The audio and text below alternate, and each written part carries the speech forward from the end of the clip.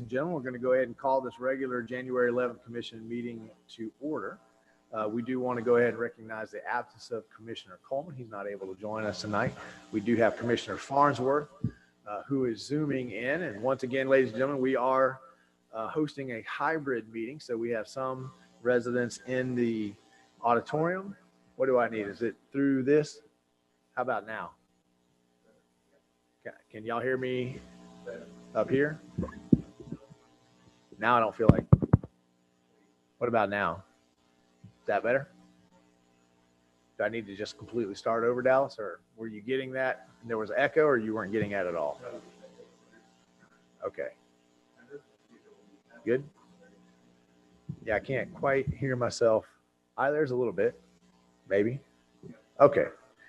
All right, so we have recognized the absence of Commissioner Coleman, and Commissioner Farnsworth is joining us through Zoom. So ladies and gentlemen, we will have a little bit of a delay here tonight whenever we go to public comment, as we have about a 30-second difference between our live comment and our YouTube feed. I have no changes or additions to make to tonight's published agenda. So if no one else has any changes, I'll ask for a motion to approve the agenda as it was published. Okay, I have a motion from Commissioner Clark, a second from Commissioner Coleman. Are there any questions on the dais on the motion on the floor? What did I say, Coleman? Second from Commissioner, I almost said it again, Commissioner Norfleet. I'm used to looking down that way, you know. Any questions about the motion on the floor from the dais? Hearing none, Dallas, if you'll put our phone number up. All right, ladies and gentlemen, we have opened tonight's meeting. We have a motion properly second on the floor to approve the agenda as it was published with no changes or additions. If you'd like to call in, you think that there should, Dallas? Mr. Mayor, I'm just letting you know you have a public comment. Okay. If you would like to make a comment on the motion on the floor, which is to approve tonight's agenda, you think something should be on the agenda that didn't make it on, now would be the appropriate time to do so. That's the only thing that would be appropriate comment at this point in time. We're going to start with live comment, and then we're going to go to virtual comment. Do we have anyone in the chamber who'd like to address us live? Seeing none. Dallas, if you'll let the person with their hand up into the room. Yes, Mr. Mayor, Kathleen Walsh has her hand up. Okay. Ms. Walsh, you have the floor. The motion on the floor is to approve the agenda. You think there should be something on the agenda that's not? I'm sorry, that was a technical error. No problem at all. Thank you for joining us. Mr. Mayor, there's also a Mike Heeman. Okay. Mr. Heeman, you have the floor. I'm here with the JB Pro Group for the first item on the agenda, so I'm just joining the meeting now. No problem. All right. We are just approving the agenda as it was published. Do we have anyone else with their hand raised? No, sir. Okay. Seeing we'll come back to a roll call vote. Commissioner Farnsworth? Yay. You have to unmute yourself, honey. I did. No. Did you vote aye? I am unmuted. How do you vote on the motion on the floor to approve the agenda? Yes. Thank you. Commissioner Norfleet? Commissioner Martin? Commissioner Clark? Motion passes unanimously. Now I'd like to invite Pastor Armin Lowry of Mount Zora Full Gospel Baptist Church to join us for tonight's invocation. Ladies and gentlemen, in a hybrid meeting, you are zooming in. It is perfectly acceptable to bow your head live. Please stand for the prayer and remain standing for the Pledge of Allegiance, which will follow. Pastor Lowry, thank you. Thank you. We will bow our heads in prayer.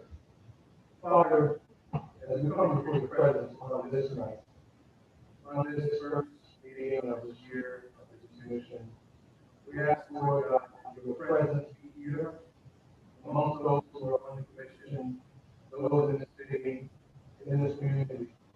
Lord, we are saddened and overwhelmed of what occurred yesterday. We pray, Father, for those victims.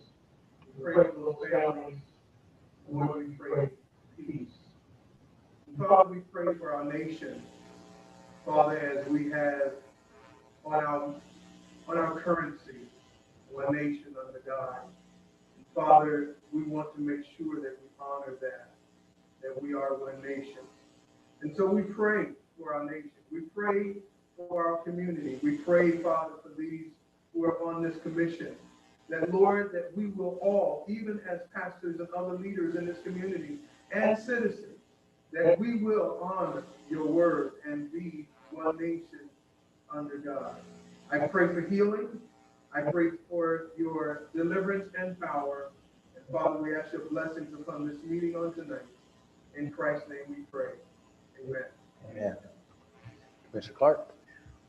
I pledge allegiance To the flag of the United States of America and to the republic for which it stands, one nation, under God, indivisible, with liberty and justice for all. Thank you, Pastor, for those words of wisdom. We appreciate you. Okay, and I have to admit I fibbed just a little bit on the no additions to tonight's agenda. Dallas, if you would, we do have one last minute, very short message that will not be quite as effective when we don't have everyone in the room, but we all wanted to take this moment and wish our city manager, Mike New, a happy birthday. So Mike New, who's actually zooming in from his office across the hall, happy birthday. We hear you're a good, solid 24 years old today. So congratulations. But we do want to wish you a happy birthday, sir. We know you can't speak back at us, but we hope it's a great day. We scheduled a nice, good 4-hour meeting for you tonight just to celebrate you. Thank you, Mr. Mayor. I appreciate that. Okay. All right. That will move us to our first employee presentation. You know, as mayor and commissioners, it's always wonderful to hear about our employees going above and beyond to help out our local charities and our local institutions.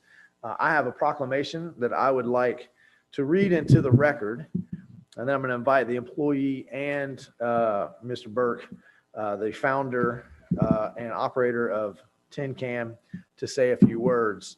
But this proclamation is for Mr. Kevin Trail. Only a life lived for others is worth living, from Albert Einstein. Whereas in 2019, Kevin Trail reached out to Tin Can, whose mission is to save heroes, raise warriors, and restore families through the great outdoors. And whereas he introduced Tin Can to supporters in Perry, Florida. And whereas Kevin was a catalyst in helping Tin Can reach 18 military veterans, 1 law enforcement veteran, 1 fire rescue veteran, and 4 family members. Because of Kevin, over 50 volunteers, donors, and supporters united 2 years in a row to save heroes.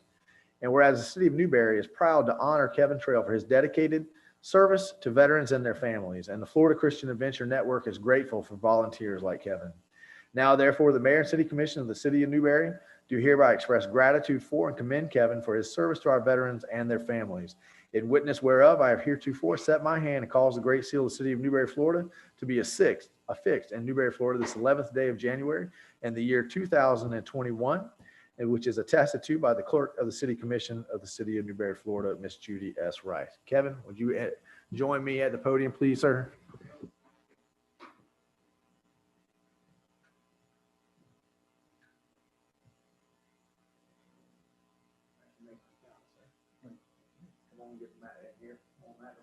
Hey man, I got you something too. Look at here.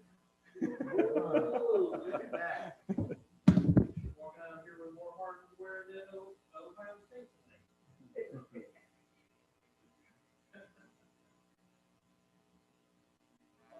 Thank you. Thank you.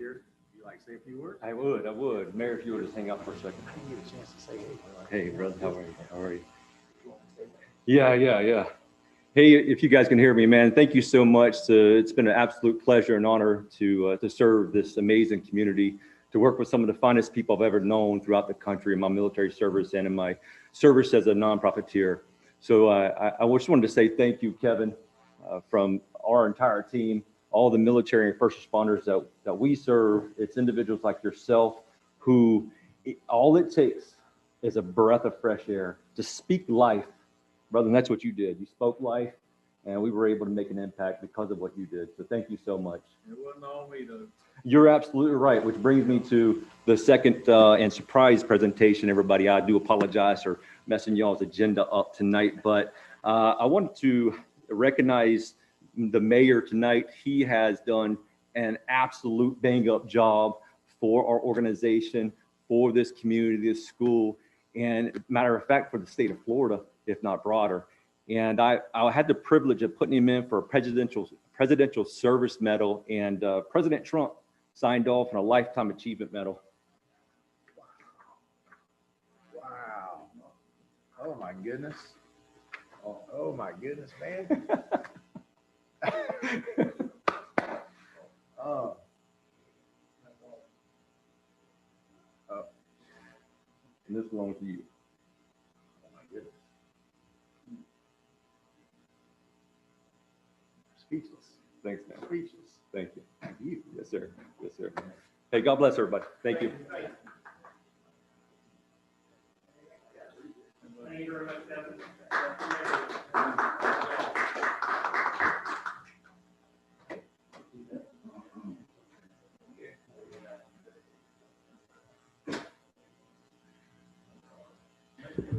Well, I'm gonna have to let that sink in there for a minute. That's pretty cool. I thank Tin Can for all that they do in the community. Their service is certainly much more important than mine. All right, that will take us to our next presentation, which is the utility survey results. I have you as leading this, Dallas. Is that still the case, or you passing it off to somebody else? That is correct, Mr. Mayor. That's kind of a hard act to follow. Go from You have a presidential service medals to electric utility service results, but I'll try and follow it up.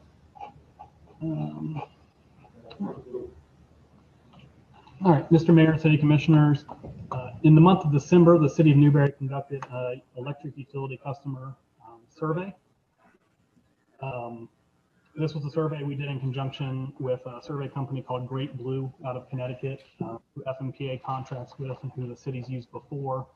You may recall we had a survey done in 2016, 2017, I believe, about customer service as well as the city's feelings towards solar. So we contracted with them again to do another survey for us. We had about 260 participants in the survey. We advertised on Facebook as well as Nextdoor. We emailed all of our utility customers, and we talked about it with customers who came to see us in person. So we had 260 people take it, which is about 13% of our customer population if you don't count ourselves and the school board. So we're pretty happy with the results there. Overall, customers do show they are satisfied with the City of Newberry electric utility. Over half are very satisfied. Total satisfaction is about 86% of people who are satisfied. Obviously, we do have a few that are unsatisfied, but as always, we'll try and work on making those people satisfied. But you know, when you're in the business of turning people's power off, sometimes you have some unhappy customers. We asked the customers how many of them had interacted with our customer service department last year. A little more than half said they had. Of those that said they had, 88% said they were satisfied. 71% saying they were very satisfied with our customer service department. We were happy with those results. We also asked if they had had a visit from one of our field representatives, one of our field staff in the last 12 months. Most people haven't, which is usually a good thing. Usually the field staff doesn't visit your house unless you have something going on. Of the customers who did have interaction with our field staff, we had overwhelmingly positive results again, with 84% of the respondents showing they were satisfied or very satisfied with the service. We asked our customers how they preferred to receive information from the city electric utility. This was pretty surprising. Last time we did the survey, we asked the same question. And last time we were overwhelmingly told that customers preferred direct mail or utility bill inserts. This time, the direct mail, which is the blue, dark blue here, and the bill inserts, which is the purple, still ranked pretty high. It's the second highest if you combine them. But overwhelmingly, customers, they prefer to be communicated with email. One of the takeaways you'll see later in the presentation is that we don't do a lot of email communication, but clearly this is the way our customers would prefer to be communicated with, so we're going to address that in our public relations and communications strategies going forward.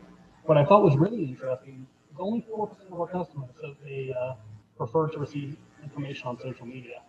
I think we often tend to think in Newberry that social media is how everybody wants everything. But like I said, there's only 4% matched with our website and other means of communication. We asked our customers what they think that our objectives and initiatives should be, what our number one priority should be for the next 5 years. There's a bunch of different options here. However, most of them relate in similar categories. So the largest category was energy efficiency, followed by solar energy and renewable energies. If you combine those three together, kind of go together, that's 45% of the participants said that we should use those as our number one priority. The interesting thing about that is that the city of Newberry a year or so ago opted to purchase a megawatt of our power, more than 10% of our power usage from solar generation. So we are being, so we do have solar energy. We're going to have solar energy. The other interesting part of that is energy efficiency and time of use rates and AMI obviously all go hand in hand. So that was the largest section, about 45% of those. The respondents said that we should be working on those three things, which we are. The AMI system obviously will drive time of use rates. Obviously it is AMI, and it will drive energy efficiency as our customers will have more data to control their usage.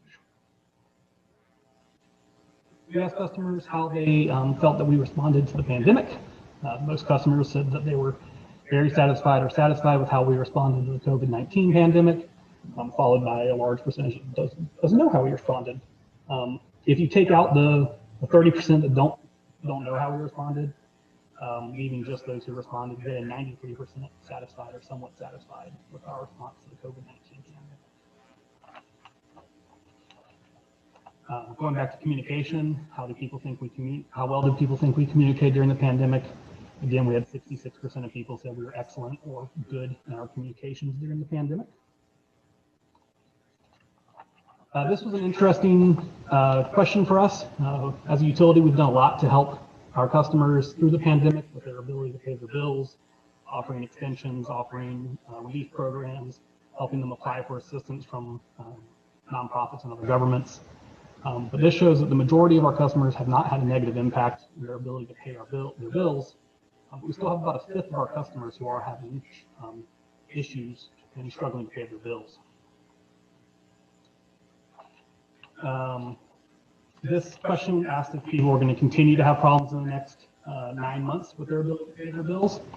The majority said no. However, a large portion said they're either unsure of the ability to pay their bills or they know that they're going to have problems in the next 9 months. So this shows to us that we need to continue to offer those programs and continue to educate our customers on the programs that we have available.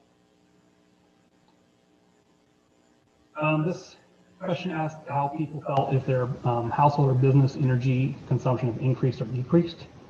We did see an increase in consumption for residential this year, particularly during the shutdown in April and I guess it's April. But half of our customers feel like it increased. The other half said it didn't increase or they don't know, which we know is not true. We know that it increased, but it's interesting that most people don't. We asked customers what the most important thing that we could do for them was. Overwhelmingly, they said provide a variety of rate structures to allow lower rates during the off-peak, I'm supposed to say hours, not off-peak hours, but it's off-peak hours, which is interesting because that ties back into AMI with our time of use rates. Once we have the AMI, we'll be looking into how we can provide time of use rates, which clearly our customers are asking for. Then we asked a variety of demographic questions. The only one I included in this one was how long have people been a customer for the city. I think we all know that we have a lot of new people moving into the city. So we have about 12% who've been here for less than a year, 32% less than 5 years, and then 21% less than 10 years. So the majority of our customers have been with us for less than 10 years. The key takeaway we got out of the survey was that our excellent customer service is recognized by our customers, both in the customer service department and our field staff, that we need to increase our communications, particularly through email. I think we do a good job in social media for sure, but we probably need to work on our press releases for email systems. In that communication, we need to promote the sustainable efforts that the city and FMPA have made through solar energy and other sustainable energy sources we offer. We need to educate our customers on the competitiveness of our electric rates. And when we begin rolling out our AMI and doing our AMI deployment, we need to make sure that we are educating customers on our potential new rate structures, such as time of use, the way that customers can use the data available to them for energy efficiency and to lower their own bills. Are there any questions? Commissioner, any questions? Commissioner Martin? Dallas, along the lines of the email communications, do we have a lot of emails from our customers to begin with? Yes, sir, Mr. Mayor. We have in our utility billing database, we have about 2,800 emails. However, those customers have never explicitly signed up for communication from us aside from utility bills. So we don't typically email them directly that way. We do offer for customers to sign up for newsletters and press releases on our website, as well as information about events and other things the city's doing. On those email listservs, we have about 350 people signed up to receive those emails. One of the things we're gonna start doing is publicizing that more, showing people that you can go to our website, you can sign up for notifications from the city through email. You can decide if you want agendas or if you want event notifications or press releases.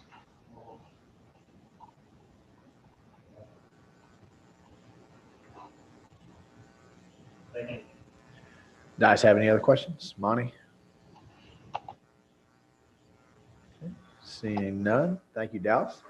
It's always an interesting when we get that chance to hear directly from our residents. So we appreciate that. That's going to move us to public announcements. Dallas, if you would put our phone number up. Ladies and gentlemen, we have come to public announcements. Your commission really values hearing directly from you. They set aside a time at the beginning of every meeting so that you don't have to wait all the way till the end for you to be able to call in or come in and address them on any topic that you choose. So we have 2 minutes set aside. We'll start with live comment here in the chamber, and then we'll move to any virtual comment. If you need a little bit longer, we do have an opportunity at the end of every meeting where you get 5 minutes to bring up any topic that you'd like to talk to the commission about, make them aware of something going on in the city. So I think we have caught up with our delay for the folks at home. So if not, just make sure you dial that phone number. We'll get you in. Dallas, do we have anyone with their hand raised? Okay, seeing none. And we have no one in the chamber with their hand up. We'll come back to our consent agenda. Do I have a motion to approve the consent agenda as it was published? So moved. I have a motion from Commissioner Martin, a second from Commissioner Clark. We'll begin with Commissioner Farnsworth. Commissioner, how do you vote? Yay or nay on the consent agenda? Yay. Commissioner Norfleet? Commissioner Martin? Aye. Commissioner Clark? Aye. Motion passes unanimously. That's going to take us to our first public hearings and ordinance. We're on item 8 at this point. Ladies and gentlemen, we got 1, 2, 3, 4. I don't know if I can count that high. 5, 6 quasi judicials in front of us. So we're going to try to move through these as efficiently and expeditiously as possible. And the way that we're going to do this, we have a quasi judicial procedure. When this board sits in quasi judicial, they move from a legislative body to a judicial body. That brings with it some rules and regulations that we must adhere to. I'm going to go through our procedures one time. If no one new enters the room, and Dallas is going to help me make sure that no one new enters the room. If no one new enters the room, then we're not going to go through this procedure. We're just going to move right on to the next quasi judicial. Before each quasi judicial, I'll ask the city attorney to read the ordinance into the record. We'll take ex parte for each quasi judicial. But we're going to ask for anyone on the line, if you're here to speak about any of these quasi-judicials, please let us swear you all in at one time so we can have that part done. And I think our clerk is still able to do the swearing in. So, so we'll read each ordinance into the record. Then I'm going to explain the rules at one time. The main rule that we want to focus on when we're sitting in quasi-judicial is that all public testimony will be taken under oath, Everyone testifying will be subject to cross-examination. All documents and exhibits shall be entered into evidence. The giving of opinion testimony is limited to experts. Closing arguments will be limited to the evidence of record. So, Mr. Attorney, if you would, go ahead and please read ordinance 2020-32/CPA 20-03, and then we'll ask for ex parte and swear in.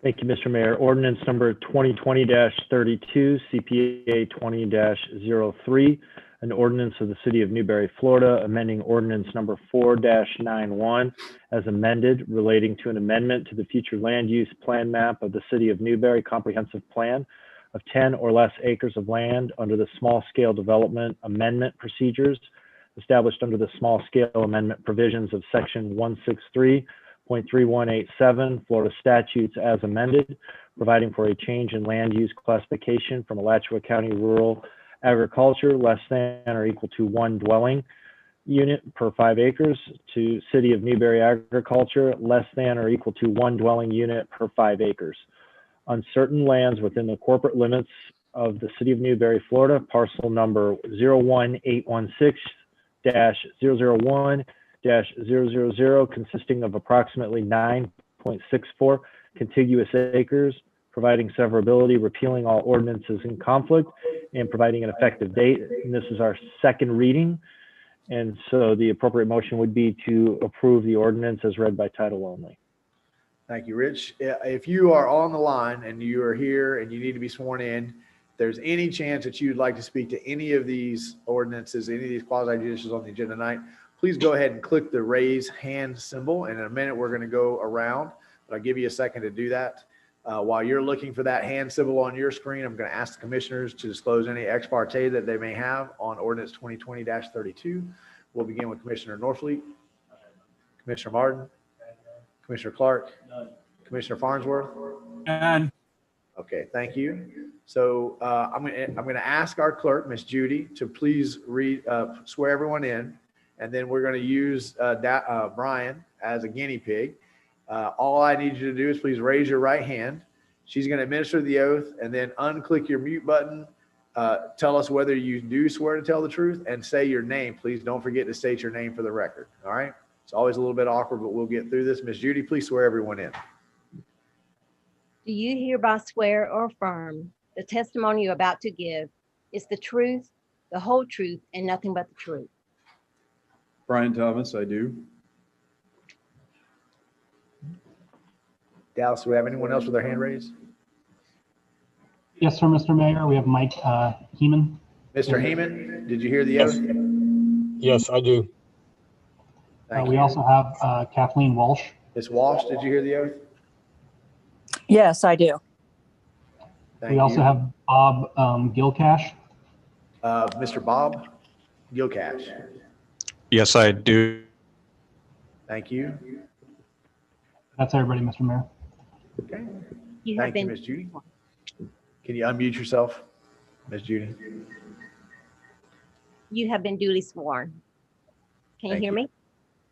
Perfect. Okay. So the procedure we're going to follow tonight, now that we have everyone sworn in, we've read the ordinance into the record, and we have no ex parte to disclose. We are going to hear from our staff with a staff overview first. Then we're going to hear from each applicant with no time limit on their presentation. Then the staff will give a report and a recommendation, also with no time limit. I have not been contacted by anybody wishing to claim third-party intervener status. So that's going to move us to public comment. Then the applicant will have the opportunity to cross-examine anything that staff reported on. Then the staff will have also the opportunity to cross-examine. Finally, the members of the decision-making bodies through the chair will ask questions of the staff, applicant, or any of the participants. Then we will hear final arguments from the applicant and staff related solely to the evidence and testimony presented at the hearing and introduced into the record. Then the city attorney will advise the decision-making bodies of applicable law and the factual findings that must be made to approve or deny the application. And then the board will deliberate. After deliberations, a vote will be taken to approve with conditions to continue or deny the application. That's the procedure we're going to follow for all 6 of the quasi-judicials. And as long as no one enters the room, I won't need to go through all of that again. Brian, please give us the overview. And if there is no applicant, move right into the report along with the recommendation. Thank you, Mr. Mayor. As far as I know, none of the applicants are present or looking to give a presentation. So I'll go right into the overview, and presentations are brief. As you stated, this is ordinance 2020-32. It's your second reading on an enactment hearing on annexation properties that are now in the process of having the future land use transferred from Alachua County to City of Newberry.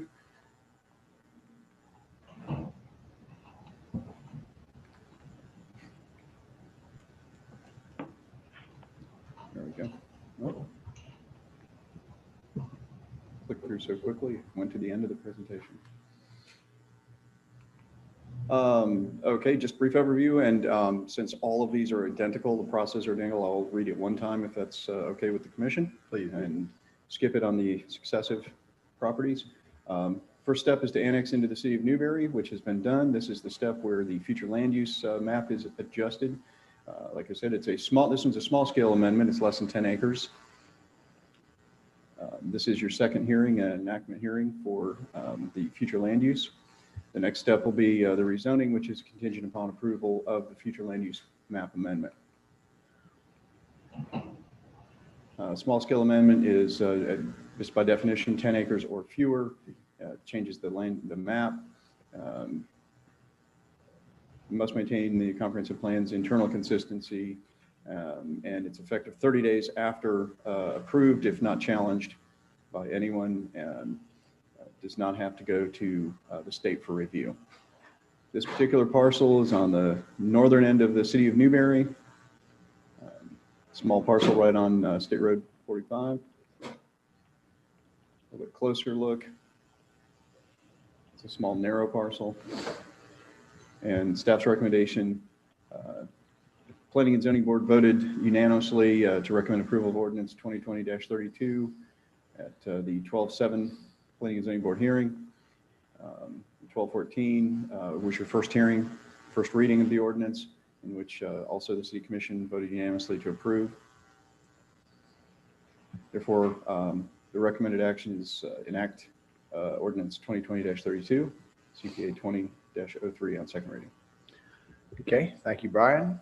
Again, we have nobody who has tried to claim third-party intervener status. That's going to move us to public comment. Dallas, if you'll put the phone number up on the board.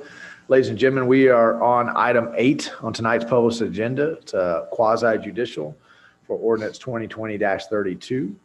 We have heard the staff presentation and recommendation, and we have come to public comment. Anyone wishing to comment on this item and this item only will be given 3 minutes in which to do so. If you'd like to do that, all you need to do is dial the phone number on your screen. That will get you into the meeting. Once you're in the meeting, we'll make sure that you have the opportunity to address the commission with your concerns, that you'll have 3 minutes to do so. And that takes us down to about the 30-second mark. Dallas, do we have anyone with their hand raised? No, thank you. All right, we'll come back to the quasi-judicial, and we said none of the applicants are present here? None of the people that we saw in? Okay. I'm assuming staff doesn't wish to cross-examine itself. Members of the decision-making body, do you have any questions of staff? Monty, I can't see you, so let me see if I can get your screen up. Are you trying to get my attention? No. Okay. Oh, I can't find you. There you are. All right, I can see you now, so you can just shake your head. Okay. Brian, do you feel the need to make a final argument? No, Mr. Mayor, thank you. Mr. Attorney, would you please advise the decision-making body as applicable law?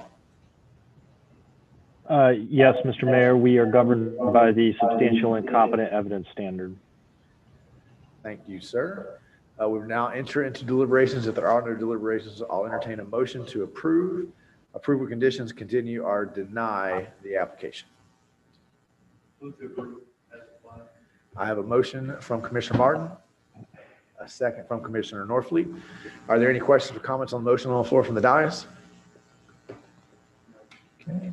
Down, so put our telephone number up. Ladies and gentlemen, we've come to the end of item 8, quasi-judicial hearing on ordinance 2020-32. We have a motion probably second on the floor to approve.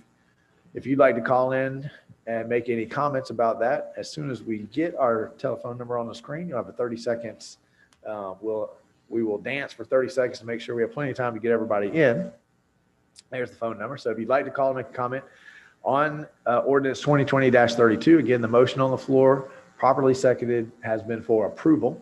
Now's the time to do so. Call the number on your screen. Once we get in the meeting, simply click that little hand symbol at the bottom of your screen. That'll let us know you'd like to make a comment. We'll make sure that you have the opportunity to do so. We'll start with comment in the chamber, and then we'll go to virtual comment. Have anyone live in the chamber like to make a comment on that? Seeing none, Dallas have anyone with their hand up? Okay, we'll go to a roll call vote. Commissioner Farnsworth, Yay.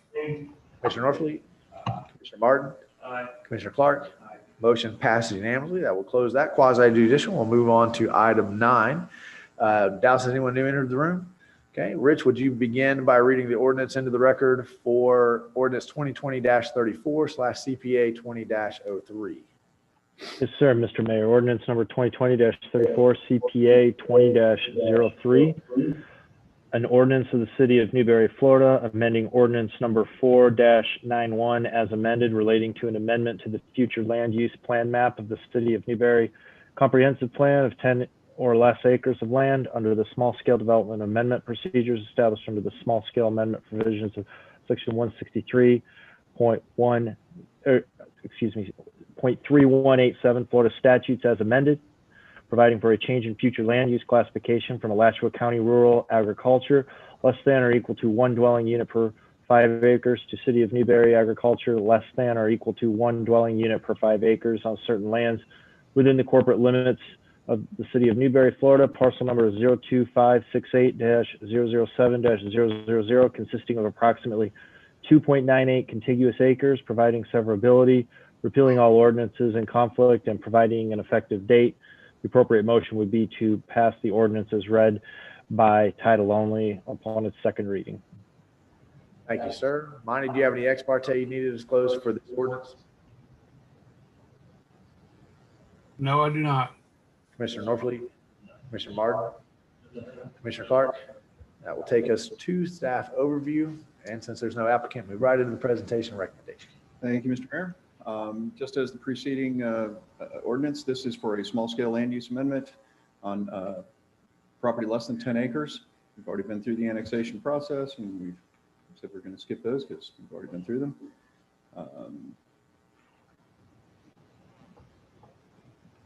Slow button.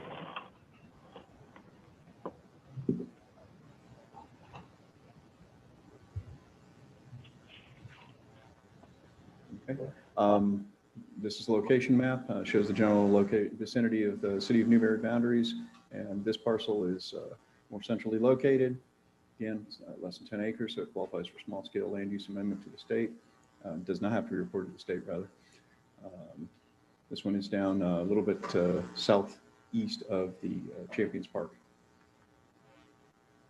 Again, this was reviewed by the Planning and Zoning Board on the 7th of December of 2020. You heard it on the 14th of December, and this will be the second hearing for enactment, should the commission decide to. So the recommended action is to enact ordinance 2020-34. Okay, thank you, Brian. I've not been contacted by anybody wishing to claim a third-party intervener status. That's going to take us to public comment. And our telephone number is on the screen. So ladies and gentlemen, we are on item 9 on tonight's published agenda. This is ordinance 2020-34. It's a second reading. We're in quasi judicial, and we've come to the opportunity to have public comment on this ordinance. If you'd like to do so, all you need to do is dial the phone number that's on your screen now. Once we get you into the meeting, at the bottom of your screen, you'll see a little hand symbol. Simply click that hand symbol. That lets us know you'd like to make a comment to the commission. We'll make sure you have the opportunity to do so.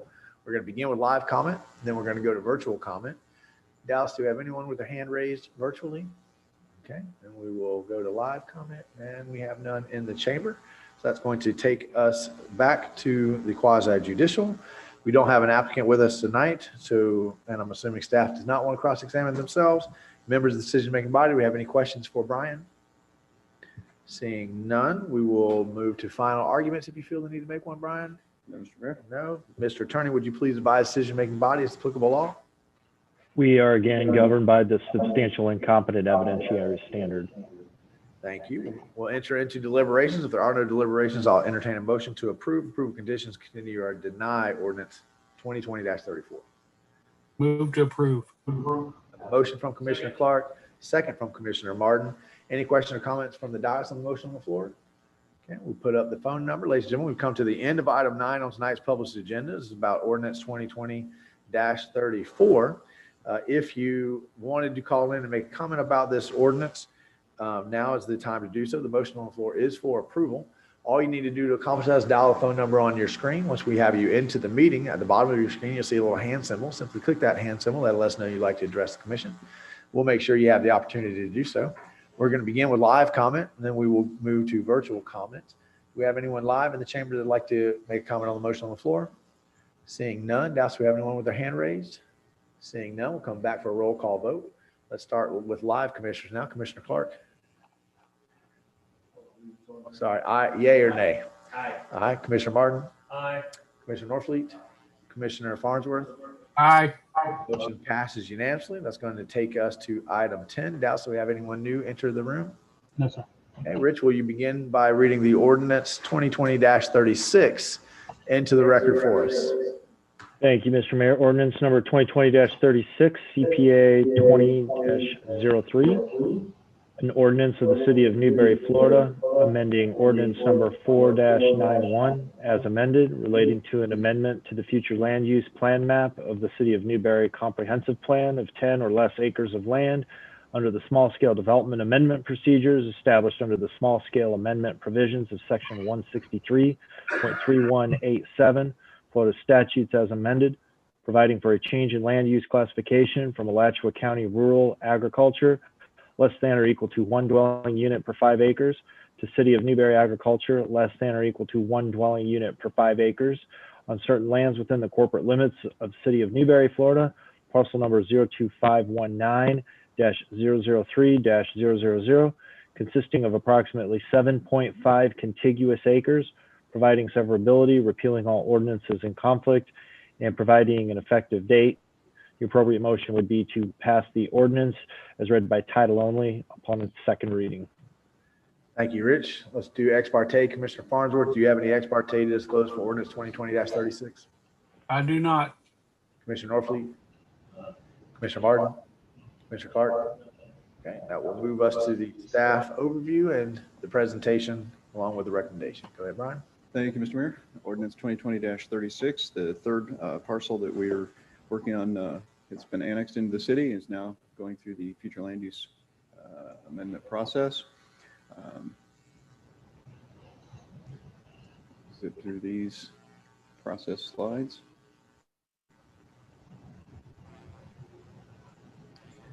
Here you see the overall map of the city of Newberry. The parcel in question is down on the lower southwest quadrant. I was remiss I forgot to mention earlier that all three of these parcels tonight represent either the filling of a small enclave or in a small enclave that is now smaller because of the annexation and land use and zoning changes. A little bit closer, this is over on the county line on the west side of the city of Newberry. Again, it was reviewed on the 7th of December in 2020 by the Planning and Zoning Board, recommended approval to the City Commission. On 12/14, the City Commission saw it on first reading and approved unanimously. And therefore, the recommendation of my staff is to enact ordinance 2020-36 on second reading.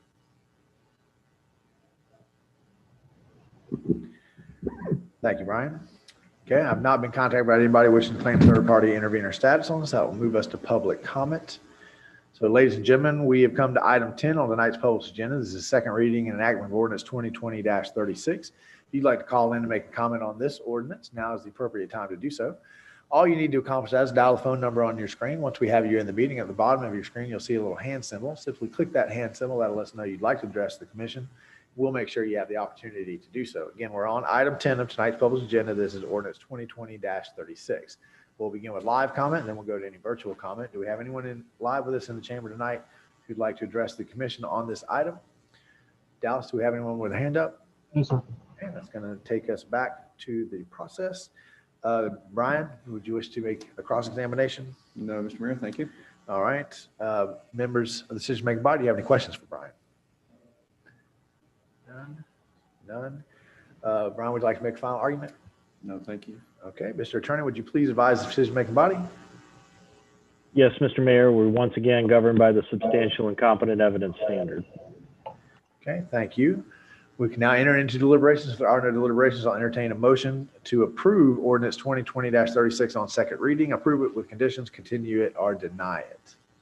I have a motion from Commissioner Norfleet to approve. Second. I have a second from Commissioner Martin. Any questions or comments on the motion on the floor from the dais? Hearing none. Dallas, have you put our phone number up? Which already accomplished. Ladies and gentlemen, we've come to the end of item 10 on tonight's published agenda. This was second reading and enactment of ordinance 2020-36. We have a motion probably seconded on the floor for approval of the ordinance. If you'd like to call in and make a comment on this ordinance, now would be the appropriate time to do so. All you need to do is dial the phone number on your screen. That will get you into the meeting. Once you're in the meeting, at the bottom of your screen, you'll see a little hand symbol. Simply click that hand symbol. That'll let us know you'd like to address the commission. We'll make sure you have the opportunity to do so. We're going to begin with live comment, and then we'll go to virtual comment. Do we have anyone live in the chamber that'd like to comment on this ordinance tonight? Hearing none. Dallas, do we have anyone with their hand up? Thank you, sir. We'll go back for a roll call vote. Commissioner Farnsworth? Yes. Commissioner Norfleet? Commissioner Martin? Aye. Commissioner Clark? Aye. Motion passes unanimously. That'll take us to item 11 on tonight's agenda. Brian, do we have any, Dallas, do we have anyone who entered the chamber? No, sir. Okay, then I'm going to ask Rich if you will read ordinance 2020-33 into the record for us, please, sir.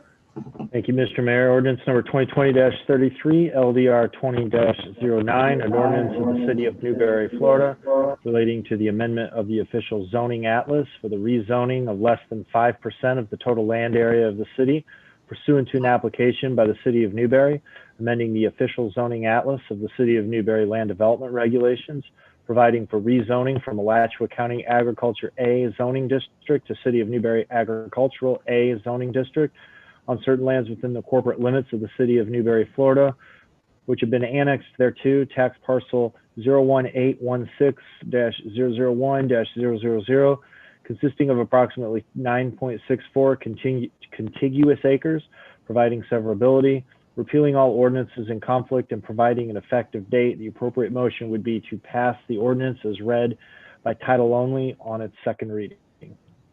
Thank you, sir. Let's go around for ex parte for this ordinance. Commissioner Farnsworth, do you have any ex parte to close? I do not. Commissioner Norfleet? Commissioner Martin?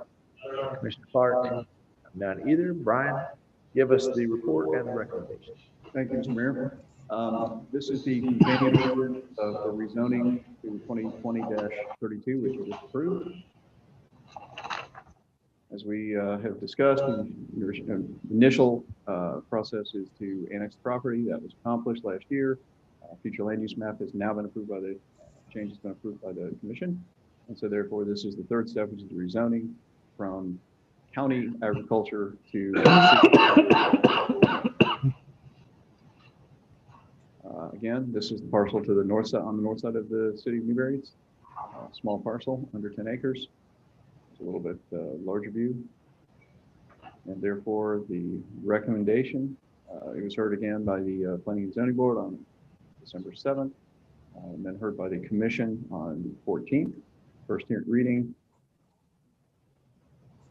Therefore, staff's recommendation is to enact ordinance 2020-33 on second reading.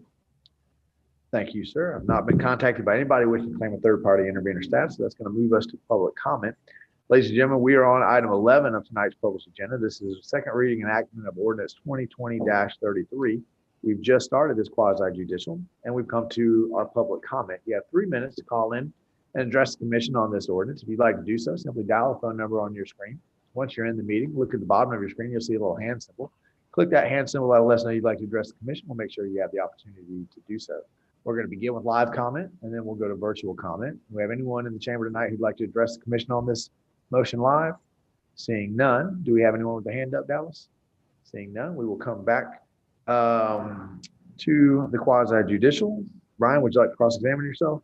No, Mr. Mayor, thank you. All right. Dias, would you like to ask any questions of Brian? Seeing none. Brian, would you like to make a final argument? No, Mr. Mayor, thank you. Okay, Mr. Attorney, would you please advise the decision-making body as applicable law? Thank you, Mr. Mayor. We're again governed by the substantial and competent evidence standard.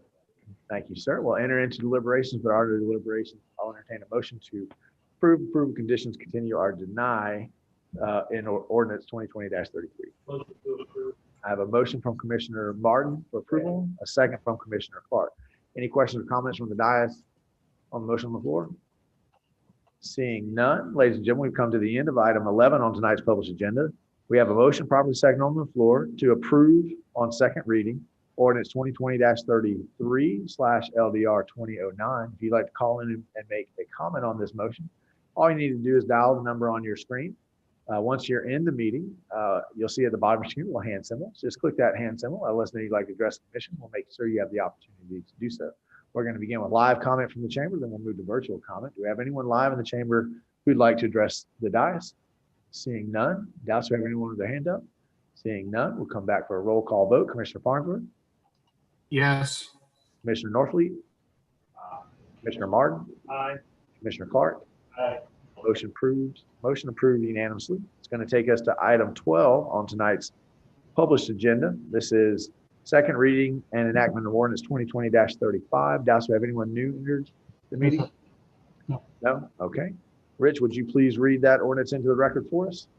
Yes, sir, Mr. Mayor. Ordinance number 2020-35, LDR 20-09, an ordinance of the city of Newberry, Florida, relating to the amendment of the official zoning atlas for rezoning of less than 5% of the total land area of the city pursuant to an application by the city of Newberry, amending the official zoning atlas of the city of Newberry land development regulations, providing for rezoning from Alachua County Agriculture A zoning district to City of Newberry Agricultural A zoning district on certain lands within the corporate limits of the city of Newberry, Florida, which have been annexed thereto.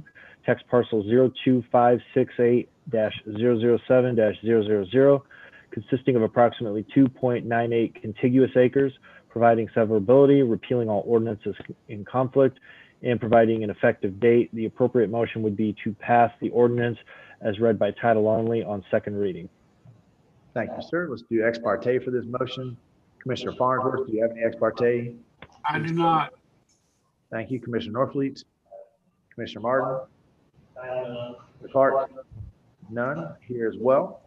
Brian, go ahead and give us a staff report and recommendation for ordinance 2020-35.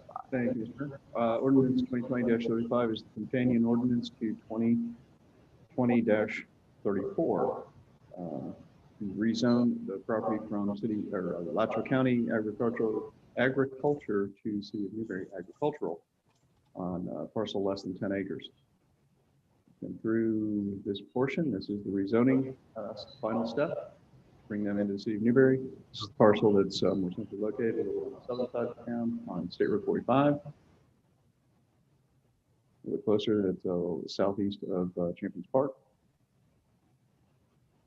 It was heard by the Planning and Zoning Board on December 7th, and then first reading by the Commission on December 14th, 2020. And for staff's recommendation is to enact ordinance 2020-35 on second reading. Okay, thank you, sir. I've not been contacted by anybody wishing to claim a third-party intervener status on this. That's going to move us to public comment. Ladies and gentlemen, we are on item 12 on tonight's published agenda. This is the second reading enactment of ordinance 2020-35. /LDR 20-09. If you'd like to call in and make a comment at this point, now is the appropriate time to do so for this ordinance. Phone number is on your screen. Once you dial in, once we have you in the meeting, bottom of your screen, you'll see a little hand symbol. Simply click that hand symbol that lets us know you'd like to address the commission. We'll make sure you have the opportunity to do so.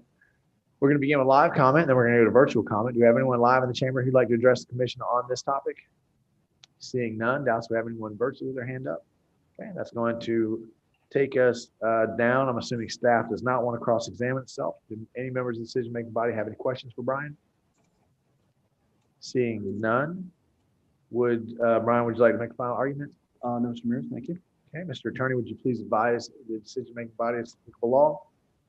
Once again, we're governed by the substantial and competent evidence standard. Okay, thank you. We'll now enter into deliberations. If there are no deliberations, I'll entertain a motion to approve ordinance 2020-35, approve it with conditions, continue or deny it. Motion to approve. I have a motion to approve from Commissioner Martin, a second from Commissioner Clark. Any questions or comments from the dais? Seeing none, ladies and gentlemen, we've come to the end of item 12. We have a motion probably second on the floor to approve on second reading ordinance 2020-35. If you'd like to call and make a comment to the commission about the motion on the floor, now is the appropriate time to do so. And all you need to accomplish that is dial the phone number on your screen. Once you're in the meeting, at the bottom of your screen, you see a little hand symbol. All you do is click that hand symbol and let us know you'd like to address the commission and make sure you have the opportunity to do so.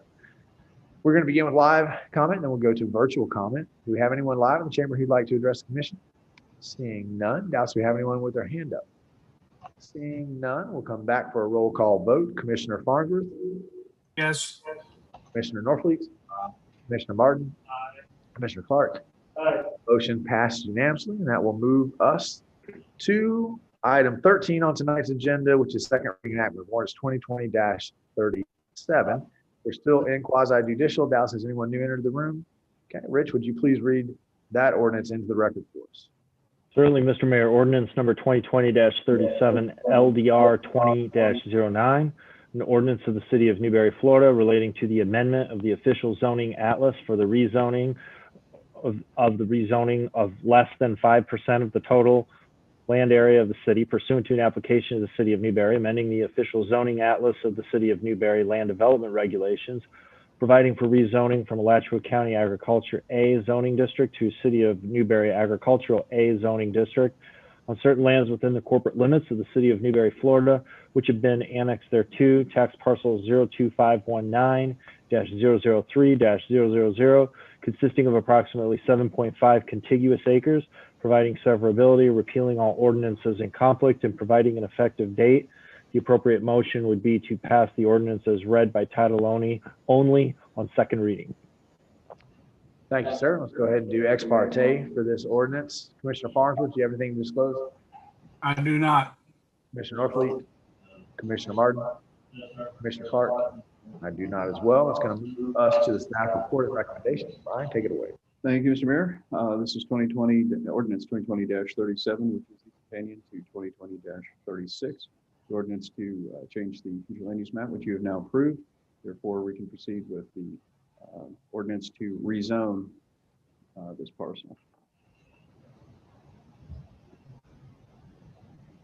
As you can see on the map, this is the parcel that's down in the southwest quadrant on the edge of the county line. It is 7.5 acres, less than 10. It was heard again on December 7th by the Planning and Zoning Board, but unanimously to recommend approval of the commission. Heard by the commission first reading on the 14th of December in 2020. Therefore, staff's recommendation is to enact ordinance 2020-37. Thank you, sir. I've not been contacted by anybody wishing to claim a third-party intervener status, so that's going to move us to public comment. Ladies and gentlemen, we are on item 13 of tonight's published agenda. This is the second reading of ordinance 2020-37. We've come to the public comment section of this quasi-judicial. If you'd like to call in and make a comment about this item, now is the appropriate time to do so. All you need to accomplish that is dial the phone number on your screen. Once you're in the meeting, at the bottom of your screen, you'll see a little hand symbol. Simply click that hand symbol. That'll let us know you'd like to address the commission. We'll make sure you have the opportunity to do so. We're going to begin with live comment in the chamber, then we'll move to virtual comment. Do we have anyone live with us tonight who'd like to address the commission on this topic? Seeing none, doubts we have any virtual hands raised. No, sir. Seeing none, we will come back. Brian, would you like to cross-examine yourself? No, Mr. Mayor, thank you. Does the dais have any questions for Brian? Brian, would you like to make a final argument? No, sir. Okay, Mr. Attorney, would you please advise decision-making bodies of applicable law? Yes, sir, Mr. Mayor. We are governed by the substantial and competent evidence standard. Thank you, sir. Now we'll enter into deliberations. If there are no deliberations, I'll entertain a motion to approve with conditions, continue, or deny ordinance 2020-37. I have a motion from Commissioner Martin, second from Commissioner Norfleet. Any questions or comments on the motion on the floor from the dais? Seeing none, ladies and gentlemen, we've come to the end of item 13. This is second reading and enactment of ordinance 2020-37. We have a motion, probably second on the floor, to approve the ordinance. If you'd like to call in and direct a comment to the commission, now is the appropriate time to do so. On your screen, you see a phone number. Simply dial that phone number. That'll get you into the meeting. Once you're in the meeting, at the bottom of your screen, you see a little hand symbol. Simply click that hand symbol. That'll let us know you'd like to address the commission on ordinance 2020-37 on the motion on the floor, and we'll make sure you have the opportunity to do so. Let's start with live comment. Anybody in the chamber like to make a comment? Seeing none. Dallas, we have any virtual hands raised? No, sir. Okay, seeing none, we'll call back for a roll call vote. Commissioner Farnsworth? Yes. Commissioner Norfleet? Commissioner Martin? Commissioner Clark? Motion passes unanimously. Thank you, gentlemen. We moved through that relatively painlessly. That will move us to our agenda items. Our first agenda item is 14. It's the extension of emergency paid sick leave. Dallas, I have you as leading us through this. Is that still correct, or you? Yes, sir, Mr. Mayor, that is correct.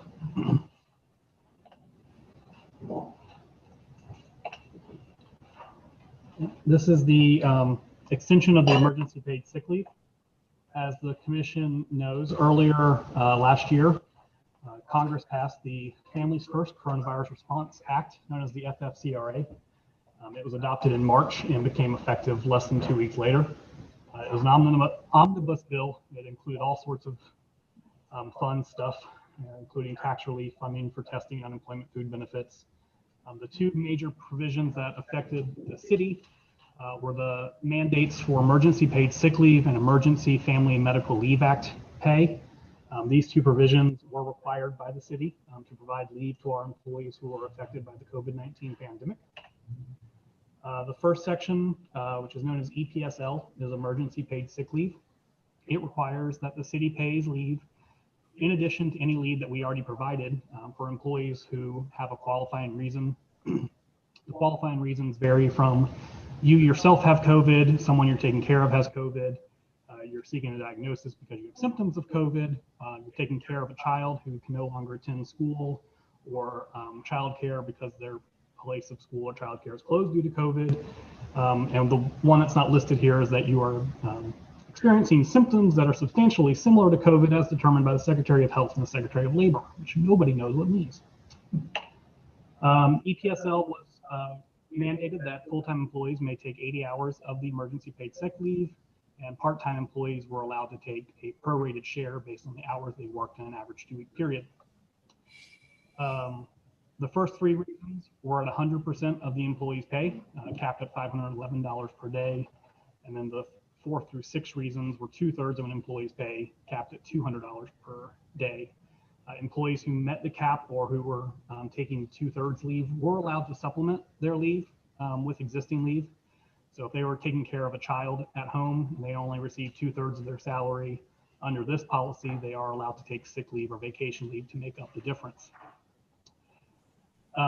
Private sector employers did receive tax breaks in their federal taxes as well as their employment taxes to pay for this. The federal government decided that local governments didn't need any sort of way to pay for this, but they did allow us not to pay Social Security on this, so we saved a whopping 6.2% on EPSL. And then all provisions related to EPSL ended on December 31st. There was consideration in the Congress to extend this. However, they did not. They did make it optional to continue this, to continue to receive the tax credits if you offer this through the end of March. So at this time, the city does not have an emergency paid sick leave policy.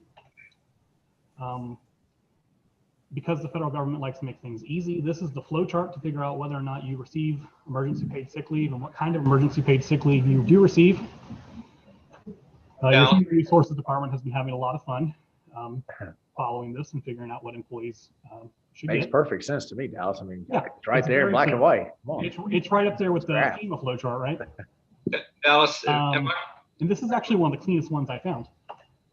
The second part of the FFCRA that applied to the city was the expansion of existing Family and Medical Leave Act benefits. As the commission is aware, FMLA does not require that you receive payment if you're out on FMLA. It only provides job protections. However, the FFCRA did change this and provided payments of 2/3 of an employee's regular pay for up to 12 weeks for employees who need to take care of a child who can no longer attend school or the normal child care facility due to closure associated with coronavirus. The first 10 days were unpaid. That got covered underneath your emergency paid sick leave. Again, private sector employers received tax breaks to pay for this. Local government did not. And these provisions all ended at the end of December. So we're bringing this to you today because as of December 31st, we're no longer required by law to provide these sick leave benefits, emergency paid sick leave, and emergency family and medical leave act benefits. Underneath the current law that was passed in December, tax breaks continue to March 31st if you volunteer to do it. However, the city has determined that offering these benefits has been very beneficial to the city. It's allowed us to put our staff in quarantine as needed without the concern of consequences to their paycheck or their leave banks. It's protected our staff from illness, which in turn helps protect the city and our citizens by ensuring that we have enough staff to continue operations. We have had 1 or 2 departments where COVID has very quickly moved through the department, and we've left with shortages. And in order to kind of cut that off, cut the pandemic off from infecting other departments, having this available has really been helpful. We've actually had about 1/3 of our staff utilize it in one way or another. About 25 of our employees out of about 75-ish employees have used the EPSL in one way or another for about approximately 1,000 hours. The main use has been the emergency paid sick leave, which is the leave that covers either having COVID, having symptoms of COVID, being exposed to COVID, those sorts of things. We've only had 1 employee who's actually used the Family Medical Leave Act to take care of a child who's been out of school. Most employees who've had an issue with that don't have the issue for very long and can fall underneath the emergency paid sick leave. So we're proposing for the City Commission to adopt an extension policy, which allows the extension of the emergency paid sick leave through the end of this fiscal year, September 30th. The policy presented before you is generally the same as the law that was adopted last year. It does clarify and correct some language that we've had some issues with this year. It removes the qualified reason number 6, which is the experiencing symptoms as defined by the Secretary of Health and the Secretary of Labor, because as hard as I've looked everywhere, nobody knows what that means. The Secretary of Health and the Secretary of Labor don't do very good jobs of defining what that means either. It does remove the Emergency Family Medical Leave Act policy. As I mentioned, we have not had a lot of use of that policy.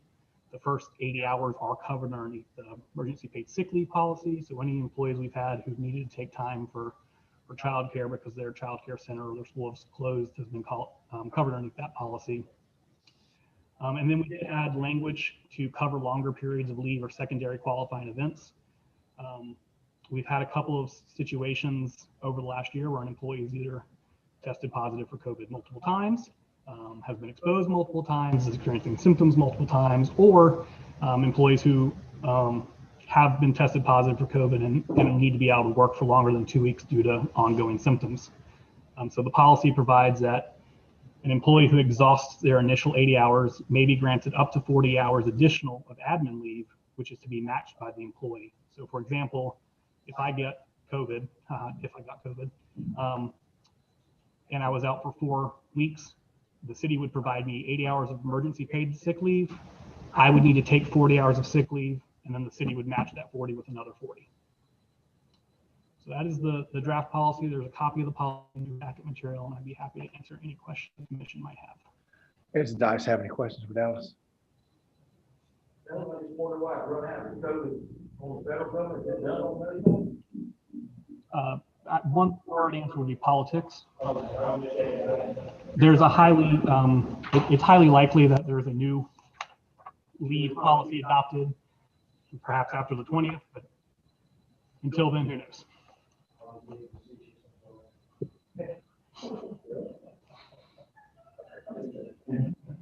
Any other questions for Dallas, Commissioner Farnsworth? I was not able to hear what was the question that was asked.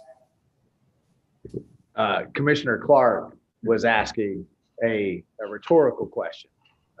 Okay. So.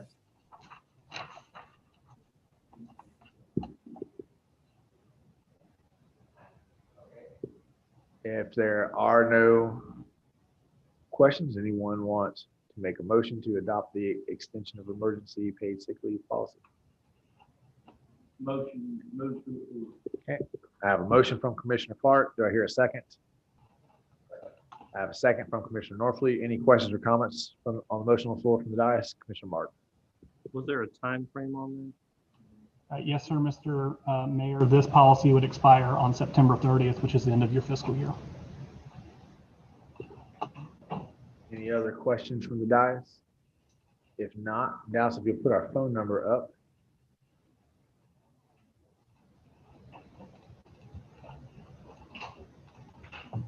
Ladies and gentlemen, we have just finished a presentation on item 14 on tonight's published agenda. It's about extension of emergency paid sick leave. We have a motion probably second on the floor to approve extending that emergency paid sick leave policy. If you'd like to call in and make a comment on the motion on the floor, the phone number is on your screen. All you need to do to accomplish that is dial the number. Once we get you in the meeting, you'll see a little hand symbol at the bottom of your screen. Simply click that hand symbol that lets us know you'd like to address the commission. We'll make sure you have the opportunity to do so. We're going to begin with live comment from the chamber, and then we'll take virtual comment. Anyone here with us live that'd like to make a comment on the motion on the floor? Seeing none. Dallas, do we have anyone with their hand raised in the waiting room? No? Okay, we'll come back for a roll call vote. Commissioner Farnsworth? Yes. Commissioner Norfleet? Commissioner Martin? Aye. Commissioner Clark? Motion passes unanimously. That will take us to item 15, which is strategic planning, community visioning process. And I know that Mike may give us a little bit of what he is proposing here. Before he does that, though, I think I've had an opportunity to talk to everyone here on the dais about this concept. It is fairly traditional that cities periodically come together and invite the community to come together and talk about the vision for the community as we move forward. So you can do that in the short term. You can have a 5-year, you can have a 10, you can have a 25. I'm not necessarily advocating for any of the above, but I know that we are past due that time for us to have this conversation about where each of you see us moving this city to in some period of time. So I have asked staff to begin the process of putting this together. This can be a fairly lengthy process. It can be an abbreviated version. So that's what Mike is going to talk to us about tonight. But in my mind, I think Commissioner Martin and maybe Commissioner Coleman, Commissioner Farnsworth, we did some sort of abbreviated strategic planning about 7 years ago, where we sort of looked at areas of the map. But asking the very specific question about what is your vision of Newberry, I think it may have been even longer since we've taken the community through this process. So that's how this item got here tonight. It's past due. I think it's something that's a worthwhile process. So with that, I'll ask Mike to take us through what that could look like, what he's proposing to get us started in this process. Thank you, Mr. Mayor, and I would echo your sentiments that this is a worthwhile process. I think that at some point it is an inevitable. If we don't do it, we would suffer some ramifications for that. And it's almost gotten to the point that we have so many things going on that we often feel like, boy, it sure would be nice to have that overall guidance of where we're going as a community, to see how some of these other initiatives we're working on would dovetail into it. So I echo those sentiments and believe that your suggestion that we go ahead and roll something forward, even though it wasn't necessarily super well planned for in the budget process, is a very good idea. I would start out by just indicating to the commission that I really want to just kind of introduce a concept. There's a lot of backup material, and not necessarily ask the commission to vote on anything. We're not facing some deadline. Vote on anything, just review the material. We'll reintroduce this item on the 25th and then ask for feedback and direction from the commission, give you a full 2 weeks to look it over real good. Mike, before you, I also meant to say, as everyone on this dais knows, Newberry is growing, very rapidly. We've had some transformative opportunities that have come before us. Some of them have worked out, some of them haven't. But part of what has instigated this conversation is, instead of just sitting back and waiting to see what comes to us, this board has always wanted and strove to be more proactive and say, this is what we see, this is what we want to go after. So I just want to make sure we get that comment in, that we have applicants, developments come to us at an ever increasing rate. And if we don't do this process ahead of time, then it may be too late at some point in time, because we've either said yes or no, and we're behind the 8 ball. So I forgot to say that part. Thank you, Mr. Mayor. So just echoing you, you asked staff to look at strategic planning, community visioning type process for Newberry and how it would work. our evaluation showed that it's really a full gamut of how it can work and can be very exhaustive process. I included in your backup Winter Park, the city of Winter Park, which is 25,000 people, so a little bit bigger than us. They had a 150-page RFP document that ended up with a maybe 5 pages of nothing, but these are the bullet points that your proposal will show. And I think the contract they ended up in was more than $100,000 and probably took nine months to get through. I don't think that anyone in Newberry wanted to go through that type of process, but some sort of a process that follows those guidelines. It can be very exhaustive, or it can be a little more streamlined or abridged. We did a lot of research, and we kept ending up at the University of Central Florida. They have an Institute of Government. They seem to be a leader in this area. They specialize in providing these types of services to local government, big and small, and they felt like that they could cater their offering to what our needs were. And as the mayor explained to us, that if we can't do the full-blown process this year, let's do an introductory process, whet our appetite, and then we can have further consideration and discussion on that next year's budget process. So the Florida Institute of Government provided us with a proposal. The proposal's in your backup. It basically outlines a 2-phase process with 2 to 3 steps in each that involves interviewing stakeholders, which are elected officials and key staff. There's a community workshop where stakeholders from the community come out. They're kind of like town hall meetings, get that type of feedback. A report is written, it's provided to the city commission, where we would have a public workshop and have a little more refined process, then a meeting with department heads, put it all together, and there's a final report and presentation to the city commission. They indicate that that's a 4-week process. I suspect that given all of our other initiatives, we'll turn a 4-week process into possibly an 8-week process. Concept would be, we'd like to be done by end of May, so that if there is more work to be done in the budget process, then the commission would like to put forward some initiatives based upon this, that we would be early enough in the budget cycle that we could work those things in. Proposed fee is $9,800. I'd indicated in the staff report, not budgeted for, but in this year's budget, the commission had a line item for professional services. We were able to get the majority of it out of there if the commission directs us to move forward. And I'll kind of make it available for a question right now. And then again, we will plan as staff to represent this maybe in a little more detail at our next city commission meeting. Are there any questions? Oh, there's a presentation. Oh, I can do that. Let's see. It's a brief presentation. Nope, went too fast. You're going to start me.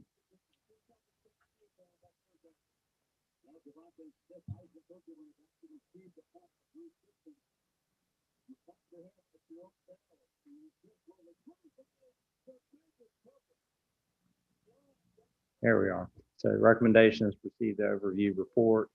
Florida Institute of Government.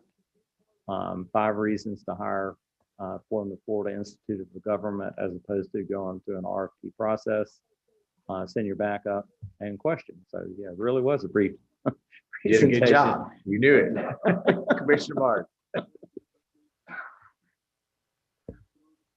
Mike, as you see, I've already indicated that they would be able to get this scheduled and on their docket to be completed by May. I assume that discussion was had. Correct. And they've also indicated that they would do as much of this via video conferencing as possible. As a result of coronavirus, I think their schedules have become a little more open than they're used to. So I think they could work us right in if we decide to move forward on that. Other questions from the dais?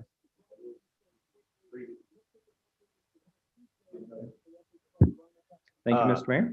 Mike, the only thing I would ask them is, I don't think that you could do a community-wide virtual workshop. I think that the workshop has to be municipal building, maps laid out, different focus groups, that kind of a thing. So would you see, what their timeline is for their part of engaging the community? Do they need to wait till everyone's been vaccinated? Are they able to do these things in a safe environment, that kind of thing? So I think that they can do all the interviews via Zoom, but workshops, I think, have to have some sort of live element. Commissioner Martin? And the opportunity to potentially do this on a weekend. Absolutely. I'll take both of that feedback and discuss it with University of Central Florida. As I read through their proposal, when they spoke to a commission retreat, I know that because we're public and we're not allowed to meet outside the city limits, I interpreted that to be a Saturday type meeting. I assume the community workshop or the community visioning session would also be a Saturday or something that was convenient. It's one of the things I was a little concerned about is typically you might want two of those because invariably someone can't make it. And so you might offer one on a weeknight, on some weeknight that we think people could get there, and the other on a Saturday, and we kind of handle everybody. We'll have follow-up conversations with them regarding everything that you've brought up. Okay. Any other comment on that? All right, here none. We're going to move to item 16, which is Florida Department of Transportation District 2 tentative 5-year work program. Mike, I have you as taking us through that as well. Thank you, Mr. Mayor. And I have another brief presentation. I'll actually try to work through the presentation at the same time I'm introducing the information. This is, again, not necessarily for commission authorization, although the recommended action is to receive a presentation and authorize staff to prepare a letter for the mayor's signature requesting construction funding for State Road 26 road widening modifications project in the year 2025. And so I say that we're going to work through some FDOT projects. The Twin Pairs project is the one that we're referring to with this request. It's got all of the phases of design, right-of-way acquisition, and pre-planning, all those identified in their 5-year plan. It does not identify the actual construction dollars, which last estimate I heard was around 30 to 35 million. I'd like to see if we can't start having conversations with DOT about how do we accelerate that? How do we get you to go to construction as soon as the design is complete and all the other items are done, instead of letting it sit on a shelf, maybe bid ready for 2 to 3 years. So each year FDOT, they maintain a 5-year work plan. Each year they do some public workshops. In your backup is a tentative 5-year work plan for Alachua County. It includes 6 projects that would affect the city of Newberry. A few of these are new. The first one is the Twin Pairs project. Buzz through here and see where we. Oh. That's what the report looks like. I felt like that our eyes weren't going to adjust to that. So I pulled out, and that's just for Alachua County. They do this statewide in each district. So I pulled out the 6 projects that would affect the city of Newberry. There's the Twin Pairs project, expected construction. It's not in their 5-year program, which ends in 2026. So I presume that those construction would be 2027 or later. The same thing for a multimodal path from Jonesville to west to Newberry. That was not a project that we submitted. Alachua County submitted that project, and they submitted it a few years ago. It's been on the list. It's just been marching its way in. As I understand it, north side of State Road 26, something wider than a sidewalk, maybe 8 to 10 feet wide, paved, and looked like a rails to trails path. It was explained to me some time ago. That's what is my understanding of that project. The next one is State Road 45 and 15th Avenue intersection. We're adding a turn lane. I put turn lanes. Actually, it is a right turn lane if you are southbound on State Road 45 and other intersection improvements. That is slated for the upcoming fall. I said 2022. It is slated for the upcoming fall. I got the wrong date in there. So it'll be fall of 2021 is when it's slated for construction. State Road, the item project number 4, State Road 45 sidewalk additions on the west side of Newberry Highway, west side of the highway from Newberry Automotive north to Newtown. We submitted that one maybe 4 years ago through a CAPS program. It's a long, slow march to get on there, but the idea would be to pick up the sidewalks on the west side of the highway and carry them all the way out to Newtown. The similar project is item number 5, which is sidewalk addition on State Road 26 south of State Road 26 to Southwest 15th Avenue. On the east side of the highway, there's not a continuous sidewalk as you go down past where Frozenberry and Bellagio's was, Oakview Middle School. So that's what that project is. Again, when you submit them, it's probably 6-7 year time frame before they get to construction. Just have to be patient.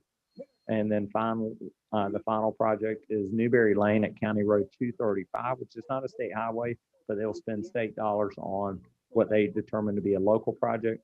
They're going to add a flashing beacon, and that is scheduled to happen this year as well. It'll happen in 21 or 22, I guess, in the construction year. They're talking about their physical year, which begins July 1st. So those are the projects, and I put in here that it's not, the Twin Pairs project is not currently slated. Here's a overview of what those 6 projects look like, and of where they would impact our community. So you have some public awareness, and also ask the commission if there's a willingness to send what we call a mayor letter to our legislative delegation and the FEOT, asking them to move construction of the Twin Pairs project up to as soon as possible, which I think is fiscal year 25. That concludes my presentation, Mr. Mayor. I'm available for questions. Commissioner Martin. It's not complicated. Mike, can you translate a couple of these acronyms on this? I'll do my absolute best. What does the column length refer to? Expected? Are we talking about linear foot, time frame of how long it takes? Dallas, are you in control of the presentation, or is Mike? Can you go back to the? I'll back it up to what he's referring to, but he's referring to this table, but we're not going to be able to see it in there. So I'll kind of push up to these projects. But the first one is length, that's in measured in feet. Okay. The next one is fiscal year, where they identify what work will happen and So how much ROW, I'm sure, is right away, right-of-way acquisition. but PE and CST? Preliminary and PE is preliminary engineering. CST is construction. See if there's another one. OPS is it's operations. It means it's not. It's an ongoing one. You can see that the signal maintenance agreements. That's how they fund traffic signal maintenance agreement, but they identify it as ops because it's paid for out of operational funding. When they're talking about flashing beacon, is that like something that's on the stop sign No, or it'll be overhead? Overhead. It'll be one of those gold amber. I want to speak DOT talk. It'll be amber on the county road north-south piece, and the east-west piece, which is Newberry Lane, it'll be red. Thank you. Other questions or comments from the dais? Okay, I heard one request for action, which was to authorize staff to send a letter to our local delegation. Was that the only? There we go. Correct. Mr. Mayor. Commissioner Mayor Martin. I mean, it would only seem fitting, I guess, if the letter is needed, because that was one of the items that we talked about in our ask list anyway, right? Correct. That's fine. And the request is to try to push and let's get this on a timeline, an Okay. expedited timeline. Correct. Okay. So do we need that in a motion, or is that just fine for a head nod since we already have that listed as our top priority, one of our top priorities? I'll take any direction. We'll draft the letter for your signature if no one opposes. And I think if we don't have an objection, then we can move forward. All right. Thank All you, right. Mr. Mayor. Commissioner Clark, was that a question? Commissioner Clark? Mike or Mayor, maybe either one can answer. Don't we have a time slot during the year to go see DOT also? Ain't there somebody from? We have a time city? slot where we go to Tallahassee for local delegations. Yeah, we go. And we'll bring it up then as Talk to well. DOT personally too? correct, Mr. Mayor. Yeah, we will, when we go to Tallahassee, we'll schedule an appointment with DOT. Also, to me, it's a multi-pronged attach. It's DOT Tallahassee, it's DOT Lake City, and it's our legislative delegation, Representative Clemens and Senator Perry. It's important to keep this in front of them, and I think they are the ones that can accelerate the project for us. Okay, staff has direction. All right. And that will take us to the end of tonight's published agenda. We'll go to city manager comments. You're gonna go to your, I'll skip you. So let's start with city attorney. Do you have any comments? City Attorney's Office would just like to wish Manager New a very happy birthday. We made him suffer through a Zoom with us earlier today, and we didn't do it at that time, so we do it now, and we apologize for that. But happy birthday. You didn't do it because you knew we were going to do a surprise tonight. You didn't want to let go. It's all right. We understand. Well done. Madam Clerk? Just I've want lost you on- to I'm wish sorry, Mike. Ms. Judy. I interrupted you. That's okay. I just want to wish Mike a happy birthday. Thank you, ma'am. Mr. Manager, we'll circle back to you. Thank you, Mr. Mayor. And when City Attorney Maltby says that the manager suffered through a Zoom meeting with him today, he is not kidding. So there was quite some suffering. Mr. Mayor, I want to wish Commissioner Farnsworth happy birthday. We're a couple days late, but he's had a few more birthdays than I have, and I think it's important to recognize him for those. So happy birthday, Commissioner Farnsworth. Mr. Mayor, just a couple items. I want to remind the commission and the community that the city will be conducting its annual MLK celebration. It is Monday, January the 18th. The festivities will begin here at City Hall. There's going to be a group photo opportunity. We're going to start assembling at around 11 a.m. for a photograph. After the photograph, we're going to have a walk, a celebration walk from City Hall to the MLK Center. We have a program at the MLK Center that begins at noon and will extend for about an hour. There'll be some light refreshments provided at the completion of the city's programming. Mr. Mayor, I'd also like to advise the commission and set a date for a workshop. We have a number of workshops coming up. I'll just mention a couple that the commission should begin making mental notes for. We have one scheduled for Alachua County related to annexation conflict resolution. That is set for February the 22nd. It's a Monday night. That is in lieu of our regular city commission meeting. So that one's going to be dedicated to nothing more than resolving our annexation issues with Alachua County. We, as part of the City Hall expansion process, we have a purchase order. We have a contract with a design professional to work on the conceptual design for City Hall. They have proposed a workshop for the public and the city commission in earliest to mid-February. They are proposing the following dates: Tuesday, February 9, Thursday, February 11, Monday, the 15th, or Tuesday, the 16th. Do we prefer Monday nights, Tuesday nights, or Thursday nights? Yes, sir. Thinking we generally, if we stick to Mondays, Staff prefers Monday, the 15th, then 6 p.m. we're kind of all used to coming up here on Monday. Anyone not available? Okay. Well, I might not be available on the 15th. Dallas is not available. That gives us a full month to get Let's Travis use Parker that coached month up. to make sure we have somebody there who can work We need some, all of this. we need some backup. Yeah. You're correct. So we'll get that. We'll get a calendar invite out to each of you tomorrow so that you can get it on your calendar ahead of time. And 6 p.m. is what we typically would do for a workshop.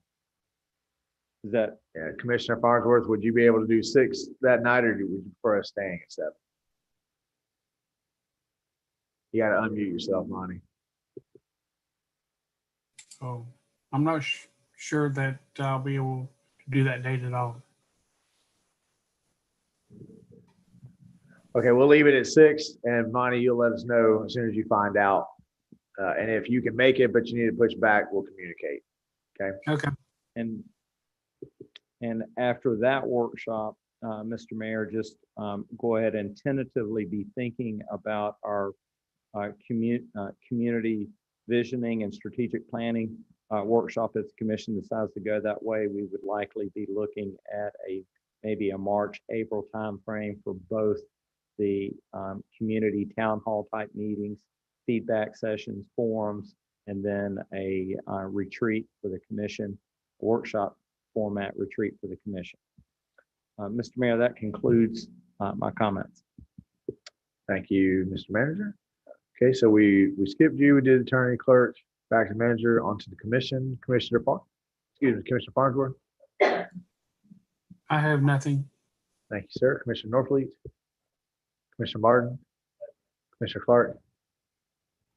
I would like to send out some prayers for Commissioner Coleman to get well. He is in the battle right now with the COVID, so prayers out for him and his family. Thank you, sir. And I'd like to begin with condolences to the families involved in the shooting yesterday. I know that is not how those families wanted to begin the year. So hopefully everybody heals and comes home, and hopefully we all as a community learn how to do a little bit better in those kinds of situations. I certainly want to send out my gratitude to Tin Can. They caught me off guard earlier this meeting. So I do appreciate them. I want to make sure I express that to them, how appreciative I am. We did not do the Christmas, we had a Christmas lights contest here in the city of Newberry. I intended to announce the winner here tonight, but now that we are keeping the lights on for all of our heroes to the end of January, we're going to do that at the next meeting. But I know some folks are waiting to find out who won. Let's wait. We'll announce it. I don't know. Commissioner Clark and I traveled over to our sister city of the city of Trenton earlier today. We have discussed with the city of Archer the possibility of joining together on a regional facility for our treatment plant. Those conversations have begun, and I was told that Trenton is also getting in that range of nearing their capacity. And so we went over there to talk to them if they would like to be part of those conversations. They said that they would. So we will ask Mike New, our city manager, to include their city manager in those emails and invite him to those meetings. So I'm growing ever more excited about the possibilities here. I think that there's a whole lot we can do when we work together, and it sounds like we have some excitement in order to do so. So thank you, Commissioner Clark, for joining me here tonight. And finally, I just wanted to extend my gratitude to Mrs. Parker. Turns out you guys probably did not know, but her husband is one heck of a lumberjack. So if you ever have a tree come down in your backyard, he will come and cut that sucker up to take the firewood back to the city of Gainesville. So, ma'am, tell your husband how much I appreciate him and all the help he gave getting that tree out of the backyard. And thank you, Mr. Mayor. We've had a fire burning for weeks now, so thank you. Yeah, congratulations. I'm sure that was very nice. And that does it for our comments. We'll go to public comment now. Ladies and gentlemen, we've come to the end of our published agenda.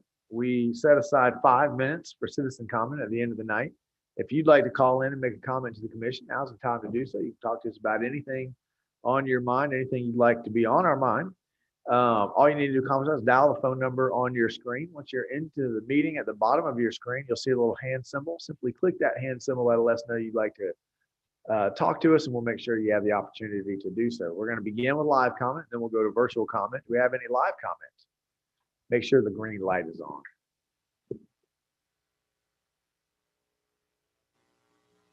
Okay, y'all gentlemen know me. I just give you a little bit of my background. I did 28 years in the military, 28 years in the military, 8 years in the VA. Tyrone, okay. I don't want to say this because my wife is white. And I just got Tyrone Watson. Watson, yeah. I just got a comment, basically not a comment, but me and the mayor, Marlo, was talking here about what happened with the shooting and everything going on. And being that I've worked with some of these young men in the community to try to help them out, it failed. But I'm in the process now, me and the mayor, I'm also the chaplain of the American Legion too, as a matter of fact. And we're in the process now. We're gonna go to the executive board meeting next week, and the mayor's gonna take the lead on this, and we're gonna talk to the American Legion, and we're gonna try to see if we can get the community involved.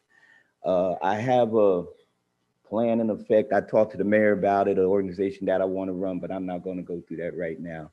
And I've talked to the concerned citizens of Newberry. I'm trying to pull the facet of the community together because it looks like nobody's stepping up to do anything. They're just letting stuff go. And like I said, being as I've been in the military and I've did community service, I'm going to partner with the mayor to see what we can do to try to alleviate the situation and do something to help it along. So with that being said, I thank you, Mayor. And now you're a recipient. I had a presidential award in 2009 for the work that I did on the VA with the VA. And other than that, I thank you for your service, and we're gonna talk. We're gonna see. And then when I come back to the commission, maybe on the 25th, we'll have a better understanding of how we're gonna do. Well, thank you for your service, sir. We appreciate that. Any other live comment, public comment? Hearing none, do we have any virtual comment? Yes, sir, Mr. Mayor. Lisa Denning Tate. Ms. Tate, you have the floor.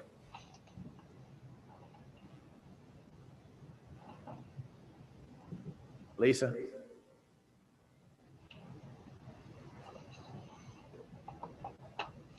Lisa, if you're talking to us, we can't hear you. You need to unmute yourself.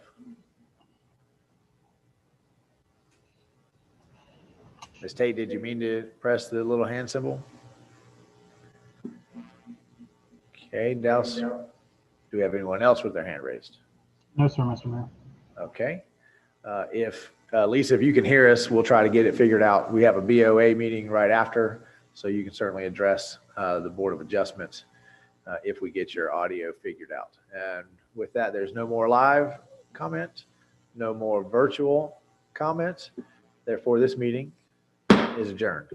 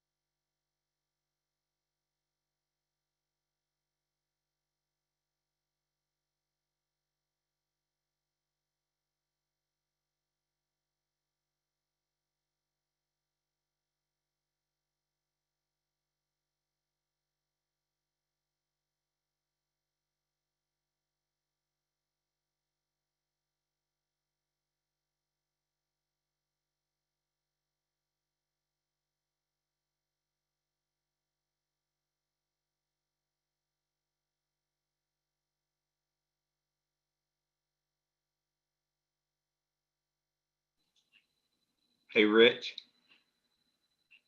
what's the score?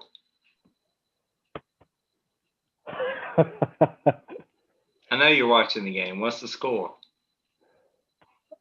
I don't know. I'm checking on ESPN. Okay. We'll all be there when we get home, won't it? That's right. I'll tell you here. Hold on. Dallas, can you do a split screen? No, I'm kidding. I'm kidding. I don't want to get too far with all this. It is. It's It tied. is. Do you? Yeah. Do you want the score? Do you really want the score, or do you want to save it? What is the score? Everybody's already. Both teams have scored. It's 7-7. Awesome. Okay. Thank you.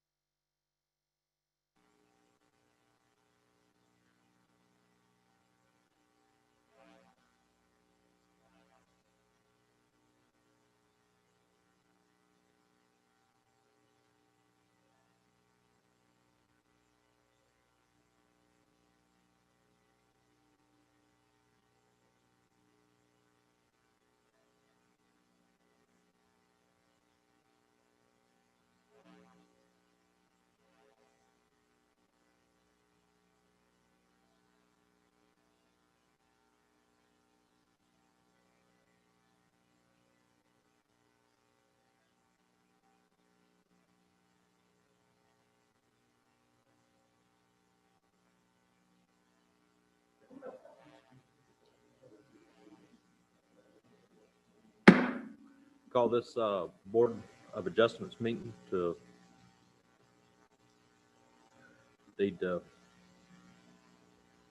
excuse me, I'm about to choke on my king. Like to get an approval of the agenda for this evening. Approval from Commissioner Martin, second from Commissioner Clark. Get approval of the minutes from the last meeting.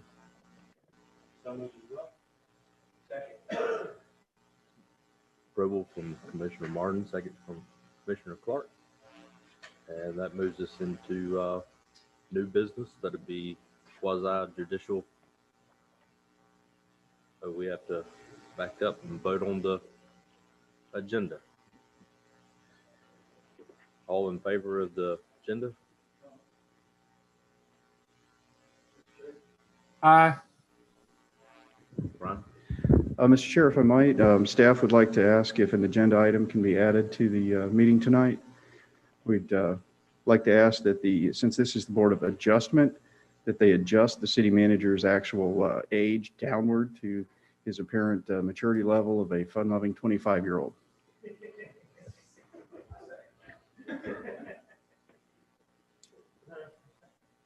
Thank you.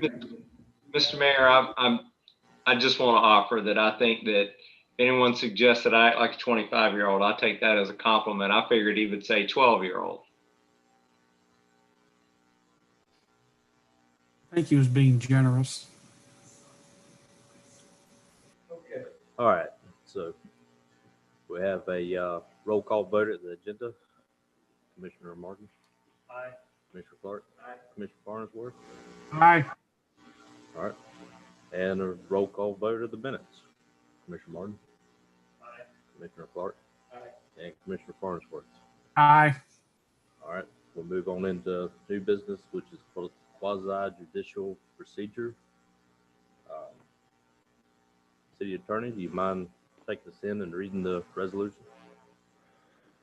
Thank you, Mr. Chair. This is resolution number 2021-02.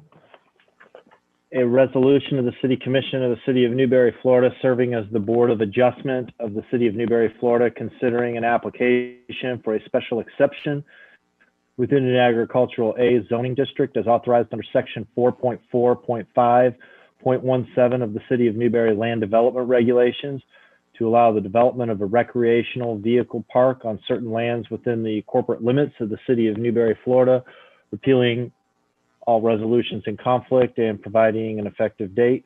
Appropriate motion would be to approve the resolution as read by title only.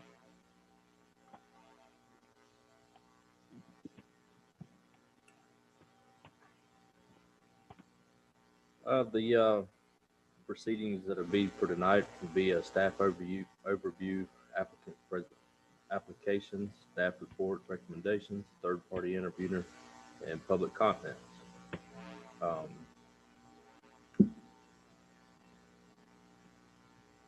We need to have any disclosure. Commissioner Martin? I was aware of the project. I spoke with the applicant very briefly over the summer, but I understand no financial benefits from the project. I was just aware of it. Commissioner Clark? No. Commissioner Martin? Farnsworth? I have not had any discussion. I've had some discussion with some local landowners around the project, but none to change any decisions on that as well. Thank you. And just for clarity on the record, I think I heard most of what Commissioner Martin had mentioned, and I did hear Chair Norfleet, but the question for both of those gentlemen would be, is there anything that would impair your ability to hear the testimony and render a fair and impartial decision tonight? No, Mr. Chair. No, for me as well. Okay. We also want to make sure, Mr. Chair, that we read in the statement on public testimony, which I'll just read. All public testimony will be taken under oath. Everyone testifying will be subject to cross-examination All documents and exhibits shall be entered into evidence. The giving of opinion testimony is limited to experts. Closing arguments will be limited to the evidence of the record.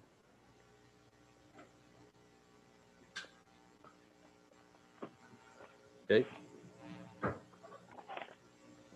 Do we have people that want to make presentations to be sworn in?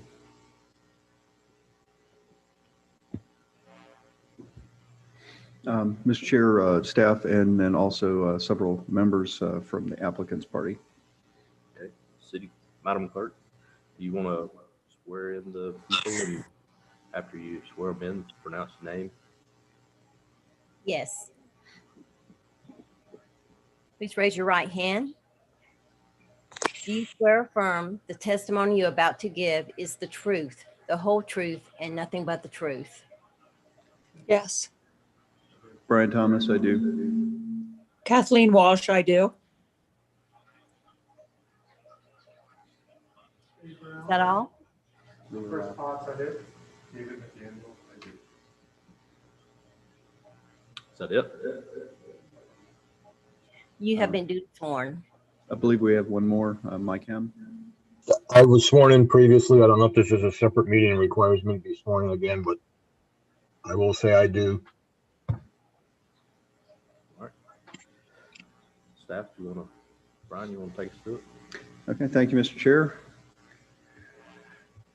The staff recommendation is to approve resolution 2021-02, which is a special exception 20-02 with conditions that we'll see stated. As for the overview, this is an overview of the special exception application by M3 Development LLC, acting as the agent for the property owner Marie Ratliff for special exception, develop a recreational vehicle resort. And my finger's going too fast.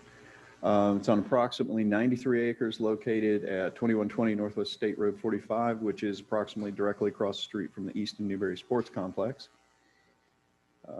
They're requesting ultimately up to a maximum of 850 units. What you have before you today is the conceptual site plan for phase 1, which only includes a combined total of 348 units to be presented for review at this time.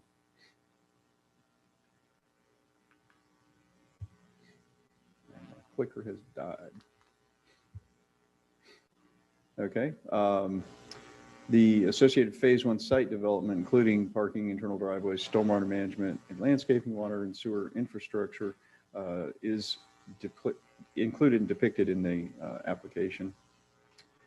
This gives you a locational map of the proposed development. Like I said, it's directly across the street from the Easton Newberry Sports Complex. The black outline represents the entirety of the subject parcel or parcels in question, and then the red outline presented is approximately the phase 1 outline. There's a locational depiction from a little bit higher altitude, showing a little bit more development in the general vicinity. And that concludes the overview by staff. Mr. Chair. Does the applicant like to make a presentation?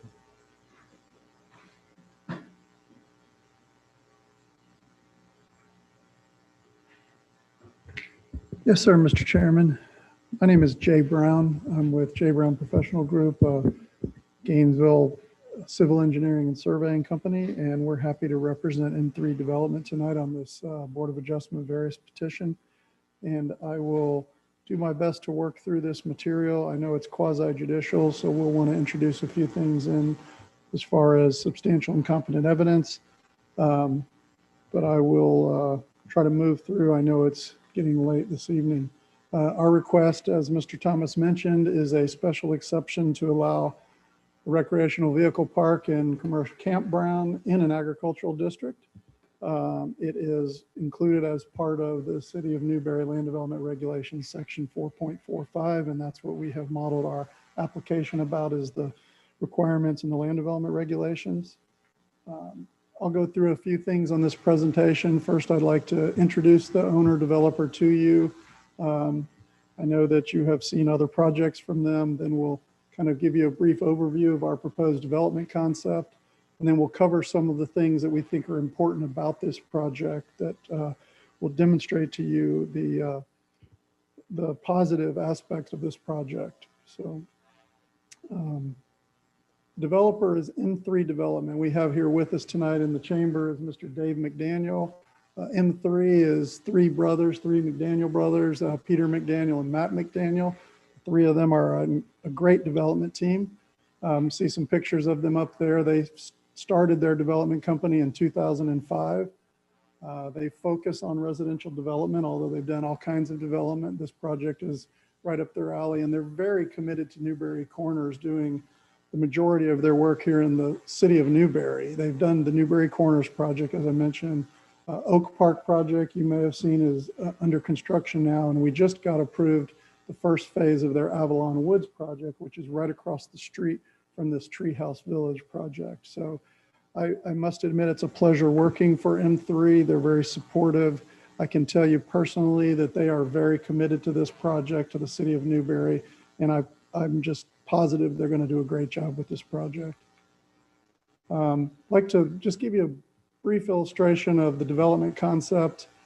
When I jumped ahead, sorry about that. So it is across the street from the Easton Newberry Sports Complex, adjacent. It's on the west side of State Road 45. And on this slide here, you'll see it with an overlay of the aerial photo. So much of the site is vacant, but we did, when we worked on the initial design of phase one, which you see presented here, which has about 330 units on it. Of the total for the entire property, the whole 91 acres would be about 850 units. But this picture here is phase one. And so the access, the main primary access off of State Road 45 goes due west, and it intersects into that big circle there. And we designed that so that circle is surrounding a large tree canopy open area. If you think about driving into that complex, you have this big, beautiful treed area right as the vista as you drive in. So that design was very important for that open space, to keep that open space with all the trees on the property. And everything started emanating from that as a first design principle. So as this phase is developed, which would be the first phase, then we'll see how the market does and how it develops. But the plan would be to have the phases move to the north from there to complete the build out of the project. The project does include RV rentals. It'll include park models and cabins as well. So there's a variety of uses on the site. We do have a generous open space and common area plan throughout the project. The city of Newberry requires 20% open space, so that will be provided on the property with ample buffers and landscaping and open space and amenities. There is a plan for a suite of family style amenities on the property. And we'll show you some images as we move forward. City of Newberry utilities are available to serve the project with water and sewer. And we have stormwater management facilities are planned for in the project as well. And also I should point out, and we'll talk a little bit more about it, that as we do this development and we connect to State Road 45, we will be providing improvements in State Road 45 to mitigate any transportation impacts to that road. Just kind of showing you some amenities to give you an idea of the concepts that are being discussed and working into our conceptual plan. The project is planned to have a nice pool, a clubhouse. This gives you an idea of kind of the flavor of what we're looking for these park models, like cabin concept. So those will be available along with the RV slips and RV rentals. This would be kind of the concept of, a typical RV space. They will be available for rent as well as for visitors to bring their own RVs to the site. One of the things the name might suggest, Treehouse Village, that we've talked about is doing something really unique in that large canopied open space. We've talked about the possibility of doing some sort of a tree house or some type of tree amenity. And this picture kind of shows the flavor of what we're thinking about conceptually. And we're kind of excited about doing something unique there that the folks that come to the site will really enjoy. there's going to be a high emphasis on common areas, places where people can gather and they can have a meal together and enjoy each other's company and have some recreation.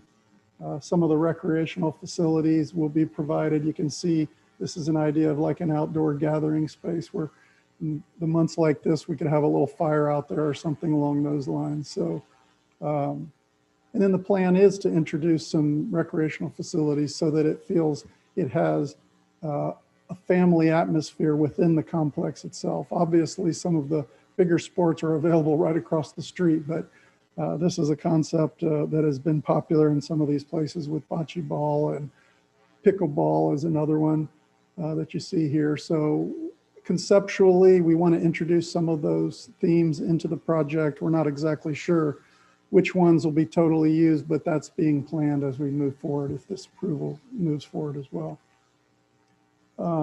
We're also talking about the possibility of doing a splash park. We think that would be well received, especially for children and stuff that would come to this RV park as well. So just to kind of reiterate a few of the benefits that we think, we really believe that this is going to be a high-end resort, much like other resorts that you might go to with best-in-class amenities. We employed the services of an RV designer that's been working on these type of projects for over 30 years. They introduced all the right design concepts in terms of transportation and movement and how to get the RVs in and out and how to introduce the amenities and situate them in such a way to serve the entire process. The team that's doing this is an experienced development team. We made sure that within the design that we put the buildings and the amenities more in the central location so they're not on the edges and they won't impact any of the adjacent properties. As I mentioned, we're going to maintain the tree canopy and many more acres of open space and common area. And we also have worked, and you'll hear from her later, with a property manager that is a very seasoned professional in terms of managing these complexes, which we think is very important. And then it's not just going to be a great design, which we really believe it'll be, but we think it's going to offer a lot of benefits to the city of Newberry. Having the overnight accommodations here at this location right across from the Newberry Sports Complex is obviously going to help with Easton and some of the facilities that they have and the events that they have. Also with Champions Park and other events that take place in Newberry, to keep those accommodations here local in Newberry, as opposed to folks coming to town and then having to go into Gainesville or other places to stay, we really think is a big benefit.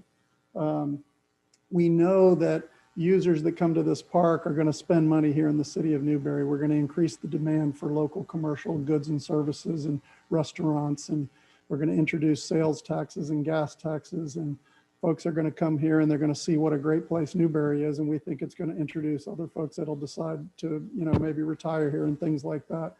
The synergism with some of the other events that are taking place and things that are growing in Newberry, we just think this is a great addition as well. And we think that it will also support that sports tourism and some of the agricultural initiatives with the fairgrounds and things that you guys are doing. And we just really believe that this will be a magnet for new visitors to the city of Newberry to enjoy what you all know is so great about this community. Now, as part of this and being a quasi-judicial hearing, we'd like to introduce a few things from some experts. And so if you don't mind, we will have 3 experts that will present, and we'll talk a little bit more about the design, and then we'll touch on some traffic issues. And then we want to talk about the management of this facility. And the purpose is just to make sure that you have as much information as possible about this project. So we're going to start with the design. And I have with me the lead engineer in our office. And would you please introduce yourself? Yes, my name is Christopher Potts. I am the Director of Engineering for J. Brown Professional Group, and I will be the engineer of record for this project currently and going forward. So Chris, have you worked on the concept design for Treehouse Village? Yes, I have. I've worked closely with the planner from Ron Beard and Associates out of Texas, as well as the client, to ensure that their plan going forward meets all the requirements of the city's LDR. So how would you describe your basic role in this project? My role has been to ensure that the concept that was created by the client as well as the architect meets both state and local code requirements, and to assure that the project meets all the LDR requirements for the city. And Chris, is water and sewer service from the city of Newberry available to serve the project? Yes, it is. Additionally, there is existing water and force main out in the general area, but a project we are working on that is called Avalon Woods, which is directly across State Road 45, is putting in additional water and sewer to help serve the project. Has the concept plan that we presented here tonight, has it been designed to be sure that appropriate traffic connections are developed in the right locations for the property? Yes, it has. We've worked with a traffic engineer who has coordinated with us on the improvements necessary for State Road 45, as well as coordinated with the Florida Department of Transportation, FDOT. And as you worked on that concept plan, did we accommodate city and state requirements for stormwater management? Yes, we have. On the concept plan that you showed earlier, we showed preliminary size stormwater basins that we feel when we move into the final design will adequately serve the project and meet all local and state requirements. And does the design provide buffers and open space and common areas to meet or exceed the city of Newberry design requirement? Yes, it does. And the project has been designed to meet the section 4.4.5 of the Land Development Code, which requires buffers along the perimeter, as well as a heavier buffer along State Road 45. Great. And will that final design, once we get to that point, will it have to be again submitted to the city of Newberry for their review and to Swanee River Water Management District, the DOT, and FDEP for their design and permit review and approval? Yes, it will. Once we have moved along to the final design of the project, we will submit plans to the city as well as state agencies for their review and approval. Great. Thank you very much, Chris. Thank you. Now I'd like to ask a few questions of our transportation planner, Mr. Michael Hemman from MPH. Michael, would you mind introducing yourself? My name is Mike Hemman. I'm the president of MPH Transportation and Planning in Tallahassee, Florida. And Mike, have you performed a traffic study for this site? Yes, traffic study was provided for both Avalon Woods and the Treehouse Village simultaneously because both projects are being developed by the same group. And that's the way FDOT requested us to provide the impacts in a combined package so that they would be able to understand what impacts would be associated with each of the developments and how they would interact. And how would you describe that development impact as far as trips go to State Road 45? Can you give us some specifics on that?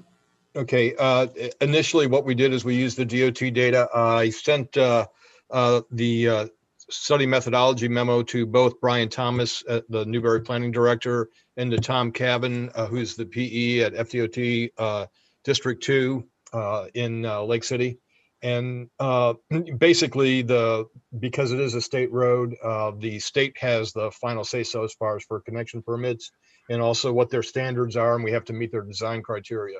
So in doing so, we went ahead and generated the trip generation for both land uses and also put a build-out period of 10 years, not knowing exactly, what the absorption rate's going to be as far as for the residential units over in Avalon Woods, nor what the impact will be at the Treehouse Village.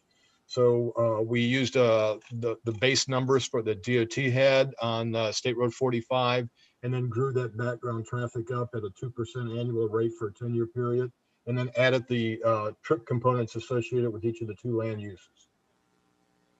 And in the traffic study, you did include 850 units, which is what we have on this application, correct? Yes. I believe there should be a copy of the traffic report in the package provided to the commission. And if you look on page 7, there is a trip generation table for Avalon Woods and Treehouse Village. Each of those component land uses broken down individually and then summarized to see what the combined impacts were. And you'll see that Okay, there were and- 850 units in the RV park and 262 residential units in Avalon Woods. Thank you. And you mentioned this, but who has jurisdiction over State Road 45? FDOT District 2 is a state road within the state road hierarchy. And did the DOT, did they receive the traffic study that you prepared? Yes, I worked with Tom Cavan, who's in charge of District 2 traffic operations, traffic studies. And I've worked with Tom on several projects over the years. And we had a Teams meeting with one of the other members of their team up in Jacksonville urban office, along with Tom and myself. And basically, we provided the information to them. They've reviewed it, and they agree with the recommendations of the study. Great. And that study did analyze the impacts of Treehouse Village on State Road 45, correct? Yes, it did. And it did it at the full impact. We were going to request phasing analysis, but they decided that they wanted to know what is the maximum impact and everything. And then if necessary, we could phase the improvements if that were a option. Okay. And did you find in your study and in the analysis and working with DOT that State Road 45 has adequate capacity for the additional trips that Treehouse Yes. Village would generate? We provided both turn lane analysis and intersection analysis. There's a roadway level of service table that's in the report on page 11. It shows both State Road 45 and and the segments are identified from Northwest 8th Place to County Road 232 and from State Road 26 to Northwest 8th Place. And they have a count that's actually taken in that lower section that DOT does on an annual basis. We use their data, again, grew it up at 2% per year for the 10-year period, and then put the project traffic on those segments and still maintained level of service C. And that's using the rural designation for the area, because it is basically outside of the main part of the city. So we use that to be a more critical assessment of the traffic capacity. Okay, and it was level of service C before as well, correct? Yes. Okay. And does your study recommend, and as the DOT reviewed and approved, does it recommend that some improvements need to be performed on State Road 45 also to accommodate the Treehouse Village development? Yes, the traffic study includes intersection analysis of the new intersection that will be created with the opposing driveways entrances to both Avalon Woods and Treehouse Village. And that intersection analysis is provided using highway capacity software that DOT utilizes based from the University of Florida McTran Center. And that shows that the existing intersection, or the future intersection, I should say, will operate within the limits of the level of service standards for the approaches. Now, part of that is we also provided right turn lane analysis and left turn lane analysis using the FDOT criteria from the National Cooperative Highway Research Report 457 and evaluated intersection improvements. That's DOT's hierarchy of the analysis procedures to be followed in order to ensure that a left turn or a right turn at a driveway entrance meets their criteria. And both of those, although actually evaluating some of them on the right turns they didn't meet, we decided because it's a safety improvement because of the high speeds associated on that roadway. The roadway is currently posted at 60 miles per hour. In order to bring that down as it approaches the Newtown community and also down in the Newberry, there would have to go through a process of evaluation and some critical analysis by DOT before they would lower that speed limit. So to err on the side of safety, we recommended that right turn lanes be installed approaching both projects as well as left turn lanes. Right, and actually when the left turn lane, the northbound left turn lane, southbound left turn lane, and the two right turn lanes, and the right turn lane into Treehouse Village, when those are constructed, who has to install those improvements? The requirements are that they be fully funded by the developers and that they meet FDOT design standards. And will the FDOT be the entity that'll permit those proposed turn lane improvements? Absolutely. All of the site plans associated with it, especially with the roadway widening, will all have to meet the DOT criteria as far as for stormwater runoffs, the crowns in the road and the lane widths and everything else.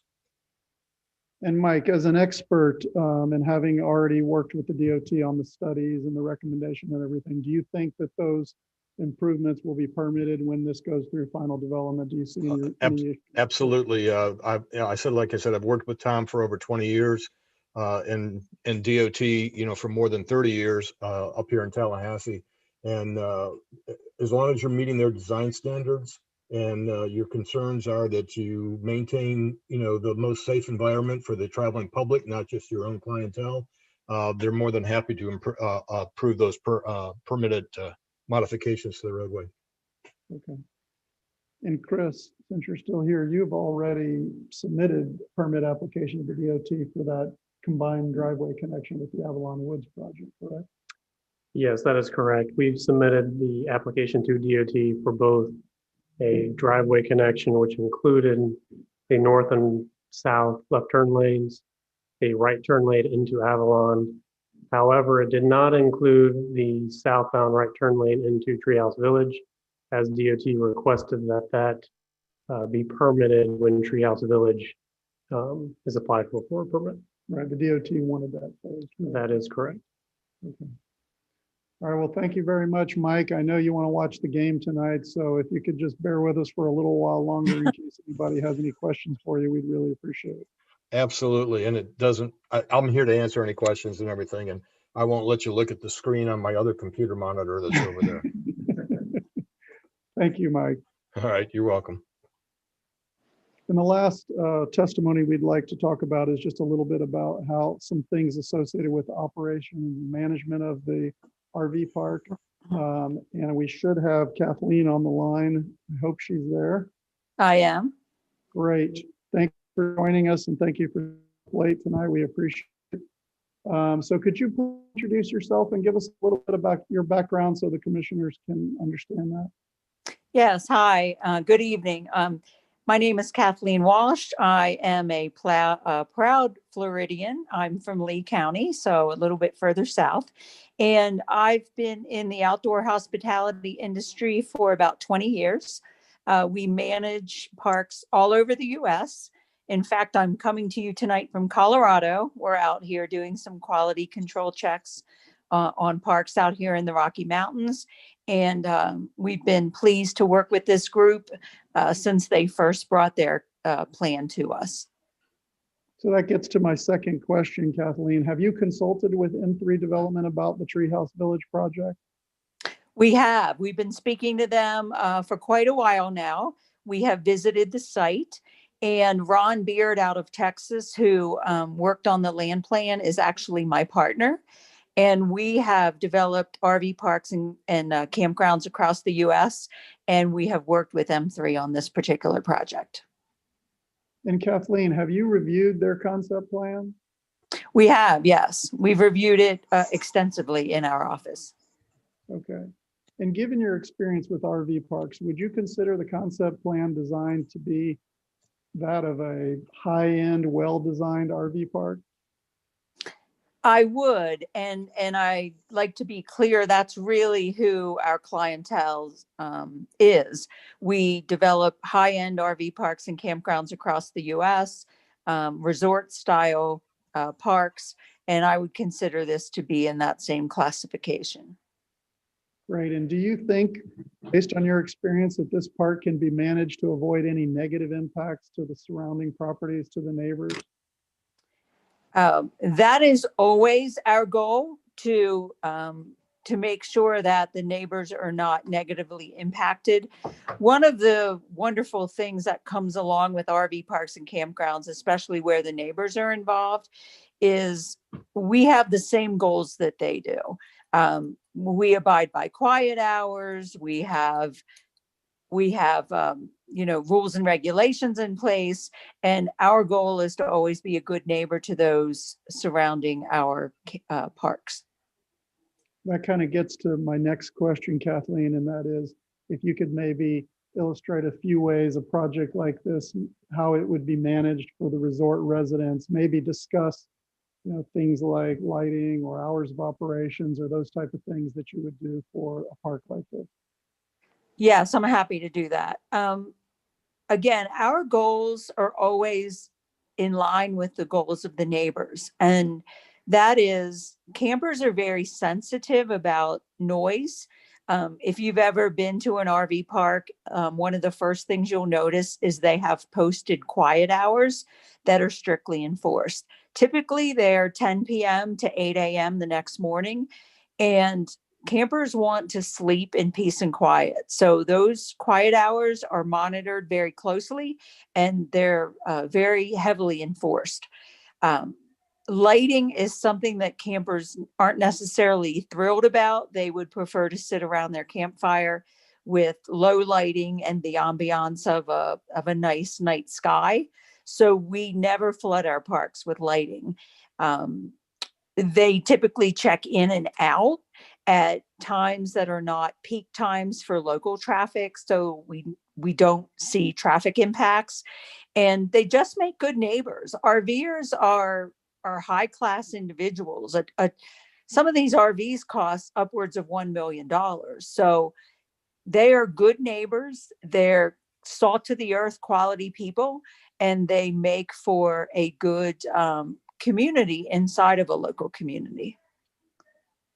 That's great. And lastly, I would just ask you, based on your experience and knowing what this resort is planned to be, how would you describe the impacts that this might have on the city of Newberry community? Well, we're thrilled about a couple things. Number one is the sports park nearby. We've developed high-end RV parks and campgrounds close to like-kind sports parks, and it's been a great amenity for tournaments and parents who travel with their kids and families who come to the area. So we're really excited about that opportunity.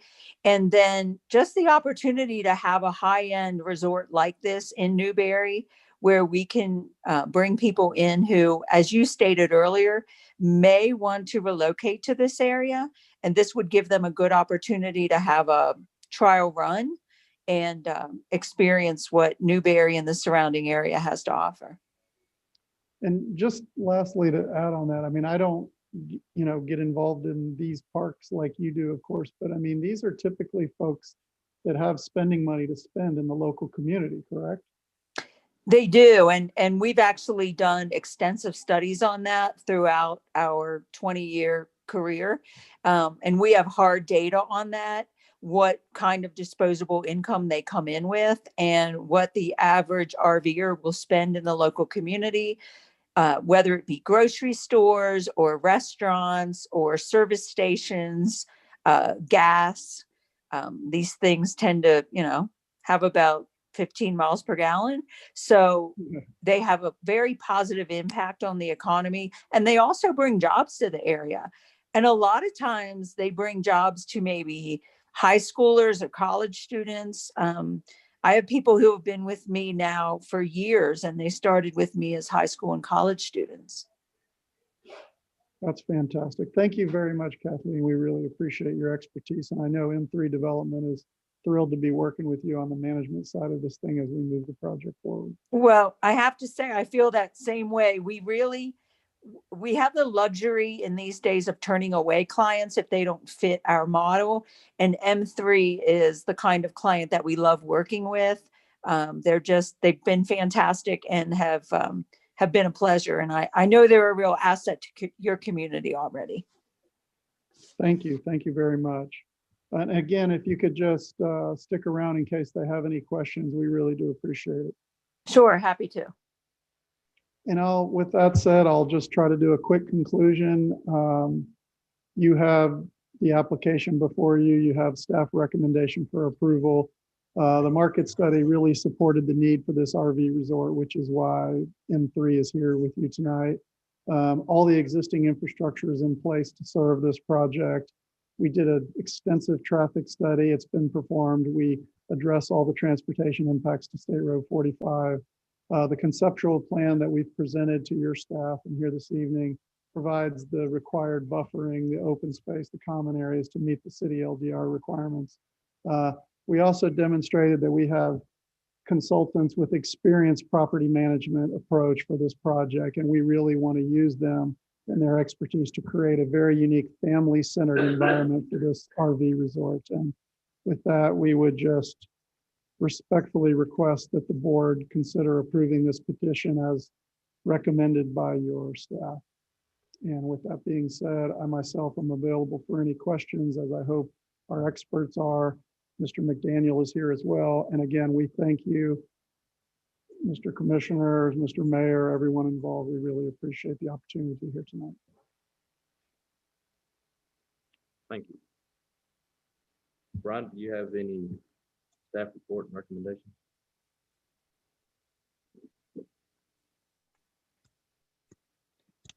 Thank you, Mr. Chair. Yes, we'll move ahead with the remainder of the staff report.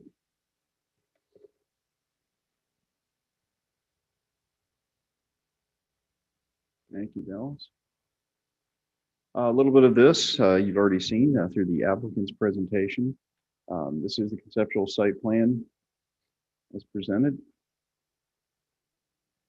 Here's the overlay also as presented. Applicant intends to save that large clump of trees as a prime feature of the development. And when I say conceptual site plan, they've indicated this will be substantially similar to what the final plan is, but there might be some adjustment as the actual engineered plans are further developed.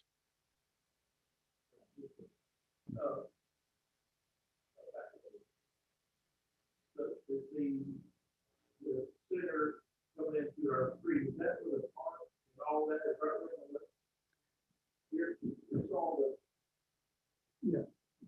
Those are, yeah, yes, Mr. Commissioner, those are the common area amenities, some of the common area amenities. There's some in other areas as well, but that's right, the initial core of where the clubhouse, dog park, pool, those kind of amenities would be located.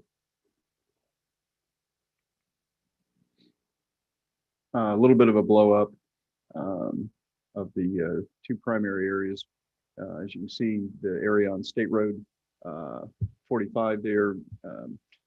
So the code, the land development code for special exception for RV parks is actually some of the most stringent code that we have in our LDRs as far as buffering, landscaping requirements, interior design requirements, and staff's reviewed the application thoroughly and believes that all of those have been met or exceeded. Just briefly to go through the requirements for the special exception. Obviously, a site and development plan has to be presented. You've seen that. Plans showing the proposed locations of utility hookups. These are just some very kind of in the weeds features or requirements. Screening and buffering requirements around the perimeter and adjacent residential areas, if there are any. Landscaping signs, lighting. And so for a special exception, the Board of Adjustment does need to find and make special findings or require general findings as far as traffic, the impact. They had an extensive presentation from the applicant on how the traffic impacts have been evaluated. Parking and loading, that's all internal, but it's on the site plan. Same with refuse and service areas, utilities. One of the issues that was brought up during Planning and Zoning Board was that no comments were made by our utilities director. The reason for that is because at this stage of the development application process, the utility director typically wouldn't make those determinations. However, when the actual engineered site plan comes back in, that's when capacity reservations are made. And so at that time, he'll make a more thorough statement. But the preliminary evaluation is that there is capacity available for the development. Again, screening, which there's screening along all the perimeter, fencing, as well as landscaping requirements, signage, open space requirements, and then considerations for the other property that surrounds it. Compliance with comprehensive plan, land use regulations, etc. Staff determination is that the applicant has adequately met the requirements and addressed required general findings for special exception application, and concurs with the applicant's justification report that's in your packet. If desired, the facility may be, these are the conditions that staff proposed, and then were also reviewed and approved by the Planning and Zoning Board for recommendation for approval. Can be completed in phases, which they have indicated they'd like to do. The phase site plan permitted is conceptual for the purposes of the special exception approval, and final engineered plans, including landscaping plan, et cetera, will be presented at the actual site plan approval application. Future phases would have to be approved as per section 1412 in your site development plan approval. And all of the requirements for site plan approval will be presented at that time in a much more detailed fashion as far as the site plan and engineering goes. And utilities, all utilities, pardon me, my contacts are having a hard time reading the board. Try this one over here, is a little closer. They can read it. Yeah. Okay. As stated, utilities are available, both water, sewer, and electricity.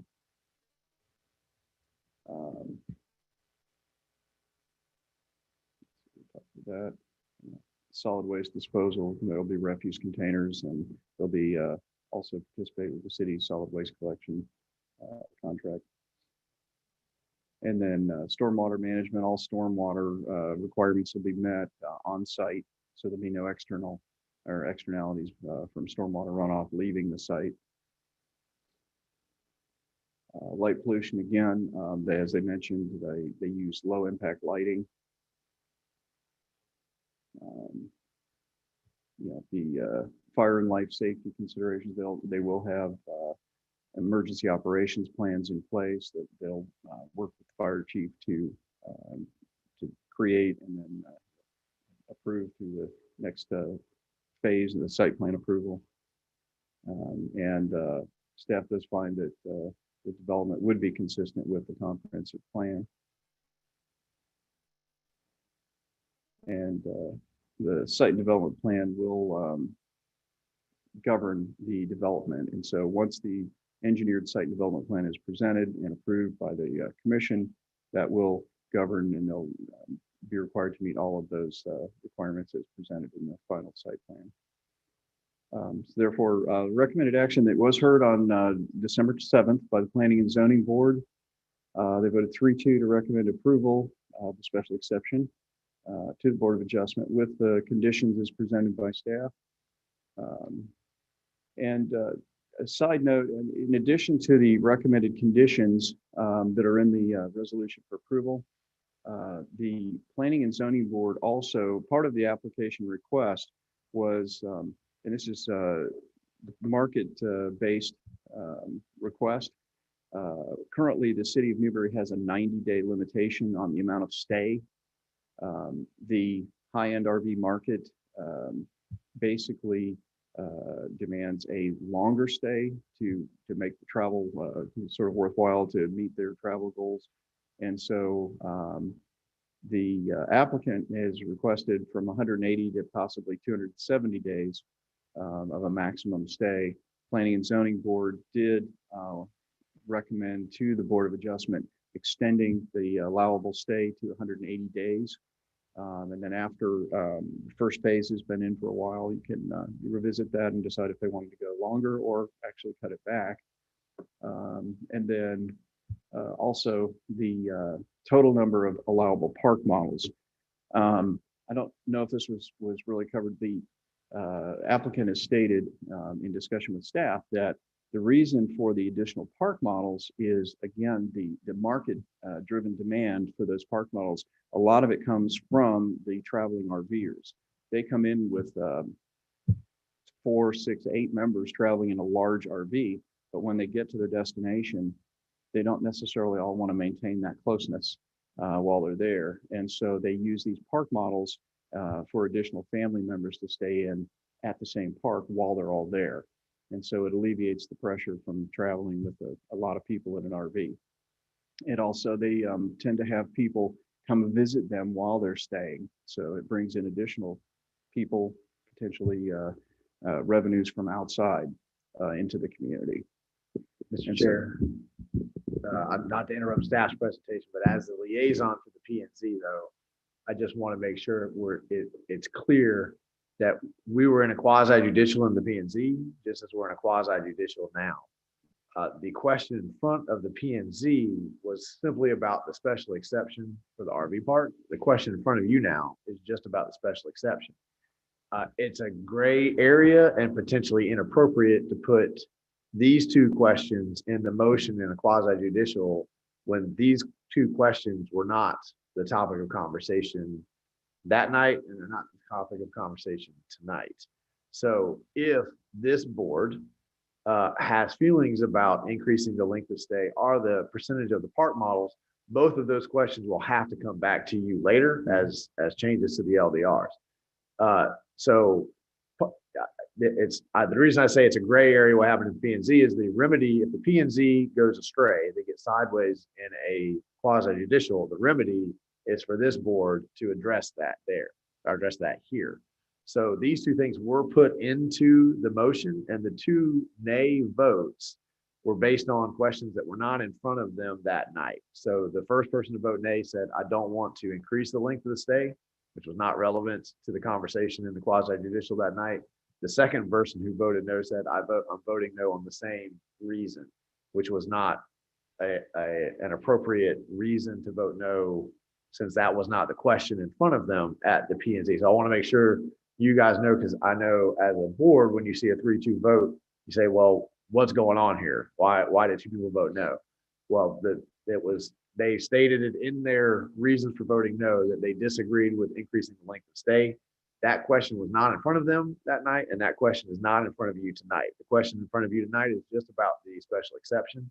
So we're giving you the history of how we got the 3-2 vote, but this motion in a quasi judicial, when that wasn't the question, puts this into a strange kind of gray area. So I just want you guys to make sure the question for you tonight has nothing to do with any of these things.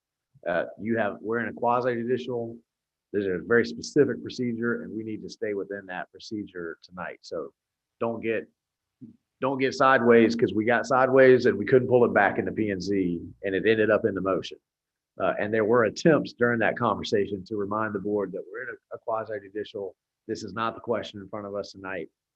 It still ended up in the motion, but I just don't want this board to make that same mistake. So it's gonna come back and forth. These two questions would have to come back for you as a separate agenda, it'd be published, right? It's not the question in front of you tonight. Thank you, Mr. Red, and that's absolutely right. So the only reason staff included it in the discussion tonight was because it was part of the motion, and therefore we had to. If the Board of Adjustment is amenable to those recommendations, it would require an amendment to Land Development Code to allow for longer stay and more park models.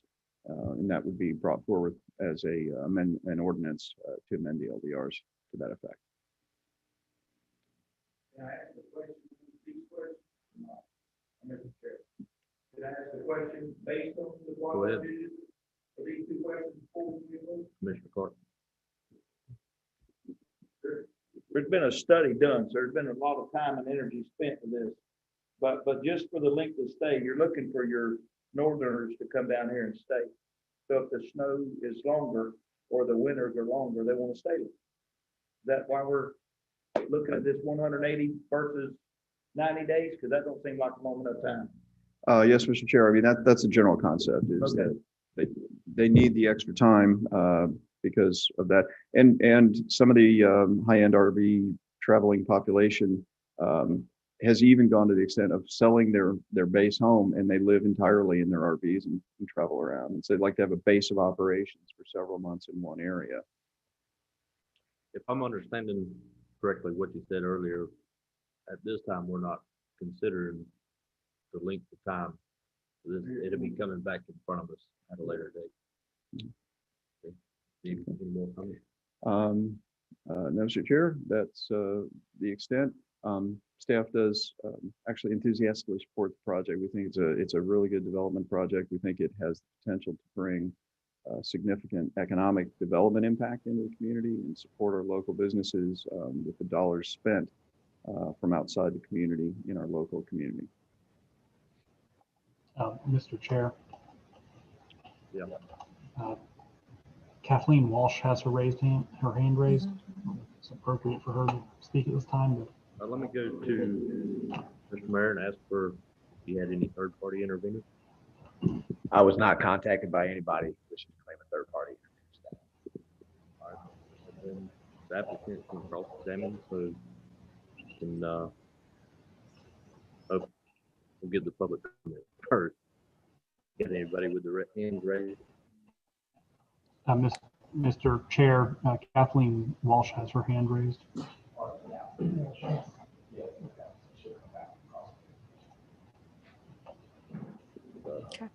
Mr. Chair, while we're waiting for public comment, I have a public comment, and I would feel remiss not to say that in 10 years of doing quasi-judicial applications and listening to applicants, I have never seen an application as thorough when it comes through the ordinance and addressing what our ordinance asks for, and when it goes to any of the potential concerns. So I just want to say bravo, well done.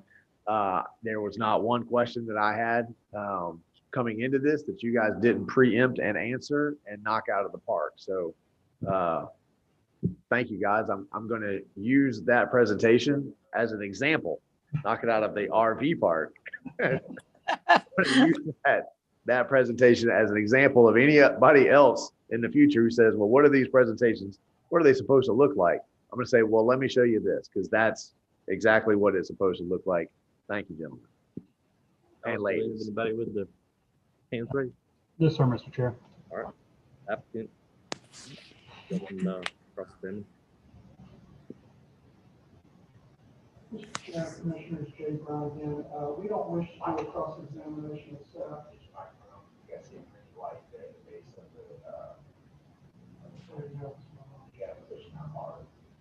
There we go. Sorry about that. Mr. Chairman, Jay Brown again.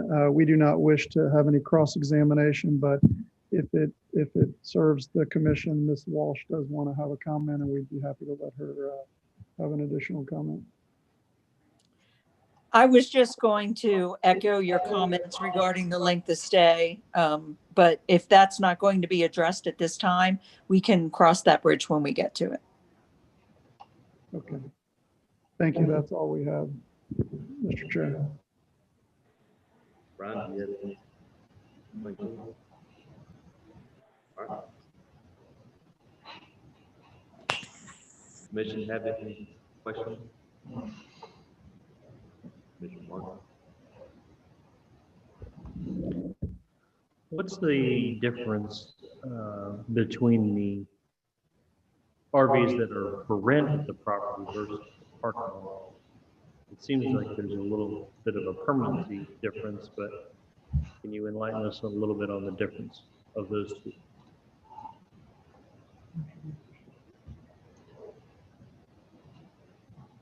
Commissioners, I'm David McDaniel, the developer.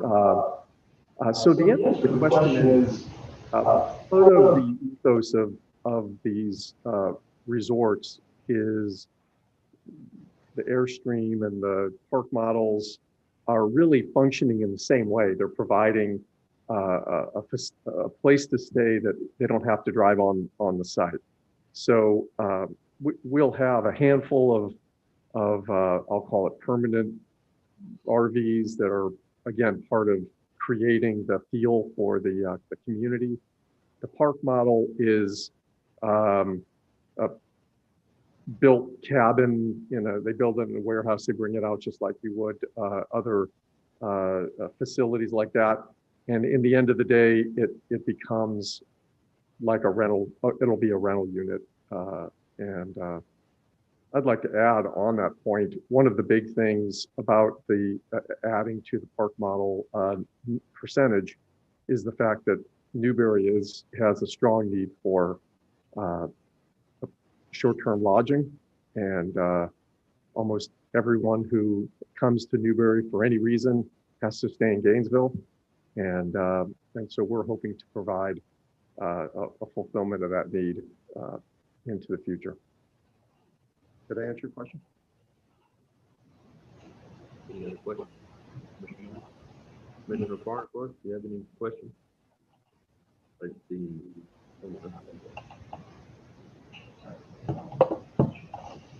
I do not.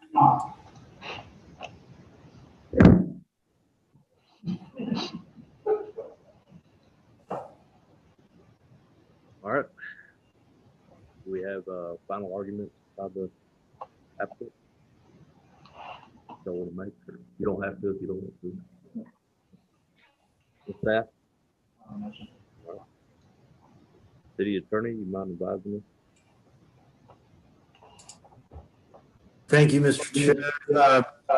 Governed by these competent evidence here, take into consideration the report, the applicant, the presentation from the applicant, all the expert testimony, and the presentation from the staff, and any other evidence or testimony that we've heard from anyone else who's been sworn in this proceeding. And I think Brian did a nice job in his report of explaining all the sections in our LDRs that come into play.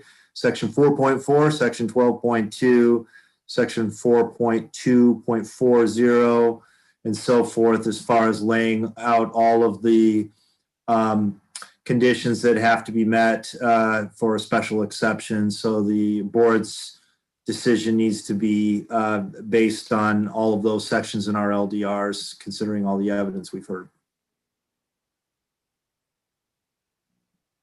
Thank you, Mr. Attorney.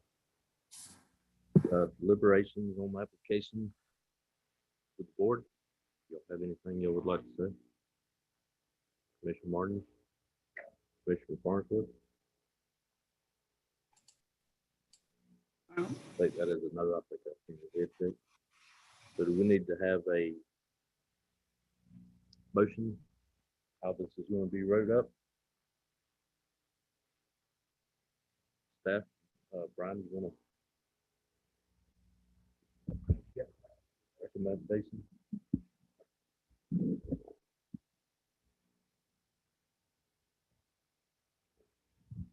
Yes, Mr. Chair, staff's recommendation is to approve the resolution with the conditions presented by the Planning and Zoning Board. Wait a minute, Brian. Are these conditions about the length of stay and the park mall increase? No, sir. Because they're on the screen. That's those bullets are the recommended caveats. action. The recommended action was only the first line. That was a little confusing. Okay. That's the actual recommended action. The other was informational. I got you. Just check. We have a motion to approve that. Motion to approve the resolution 2021-02. Motion by Commissioner Clark. Second. By Commissioner Martin. Any y'all have any comments on the motion on the floor?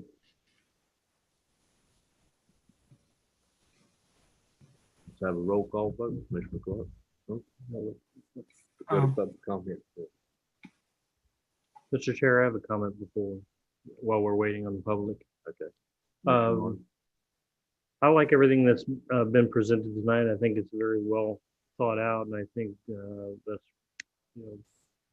hopefully a indication of the developers' willingness to try to make this as accommodating as possible for the neighbors, for the traffic. So far, we've had a pretty good history with this developer in the city. I do like the fact that it's development without impacting the schools, which has kind of been on my radar here lately. So I look forward to this potential addition to the community here. Thank you. Allison, do we have any comments?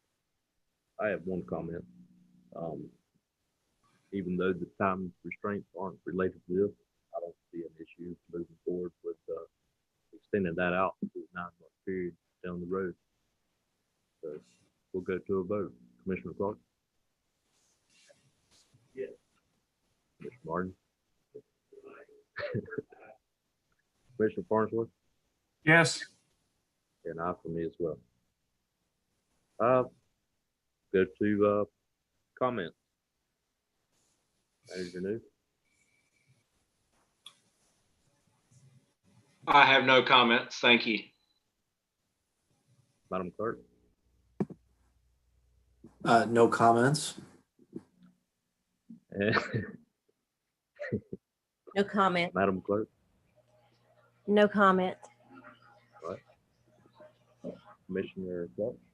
No. I have none. Commissioner Farnsworth? Just want to say that Mike New looks a lot older than he actually is, but that's part of the job. Other than that, no comment. Now, Monty, you know that's our fault, right? We put all those gray hairs in his head. What hair? Mr. Chair. I just wanted to thank the developer. You know, this this body has set out a goal to attract an RV park, and everybody up here knows how hard it is to attract development. And we set a goal, and the presentation that you gave us is what we all hoped for, what we had in mind, something that would come and enrich the community.